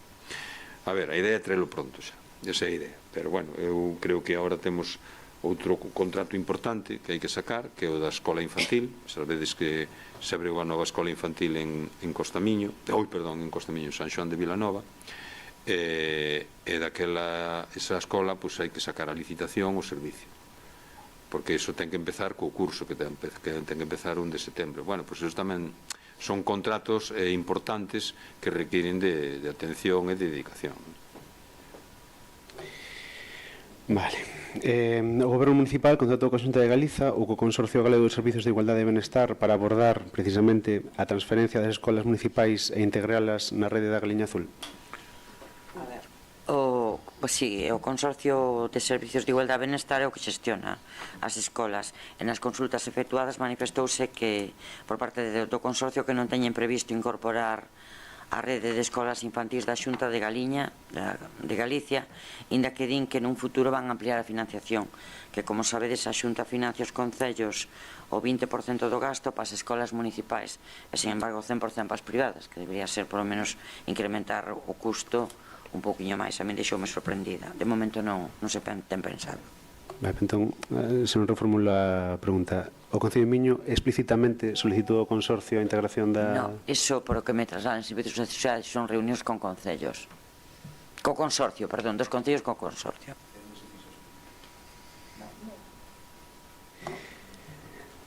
Vale.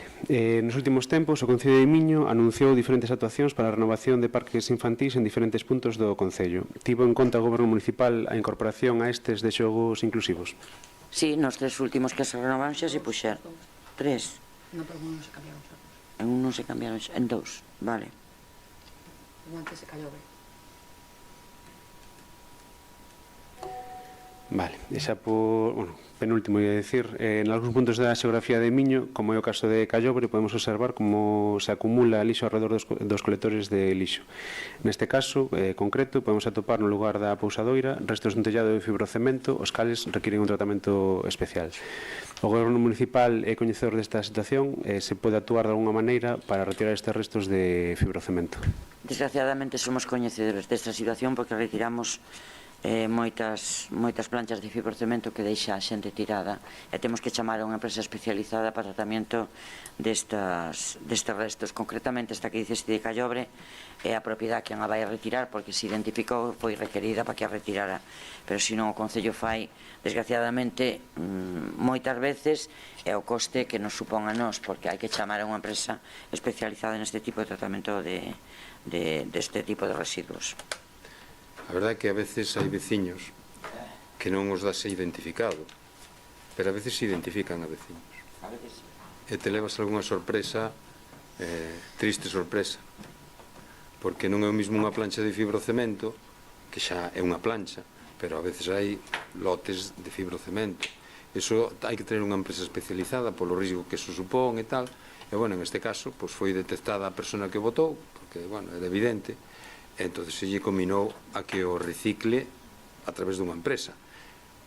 Nada quere dicir que mañán aparezca por aí nun camiño, vale? Porque, por desgracia, iso tamén pasa. E iso é unha cuestión que a veces é incontrolable, a pesar de que a policía fai as súas rutas e tal, e pregunta no vecindario, pero a veces é triste que todavía existan esas situacións tamén.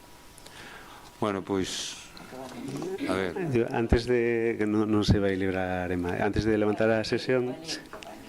Vale. Bueno, pois nada, moitas gracias a todos pola vosa paciencia e polo soportar este calor que fai hoxe. Pois eu estou afogado. Bueno, gracias a todos. Boa noite e levántase a sesión. Bueno, que hora é? 41. É a porta pechada ou en público? Como? No, podes preguntar, pero queres preguntar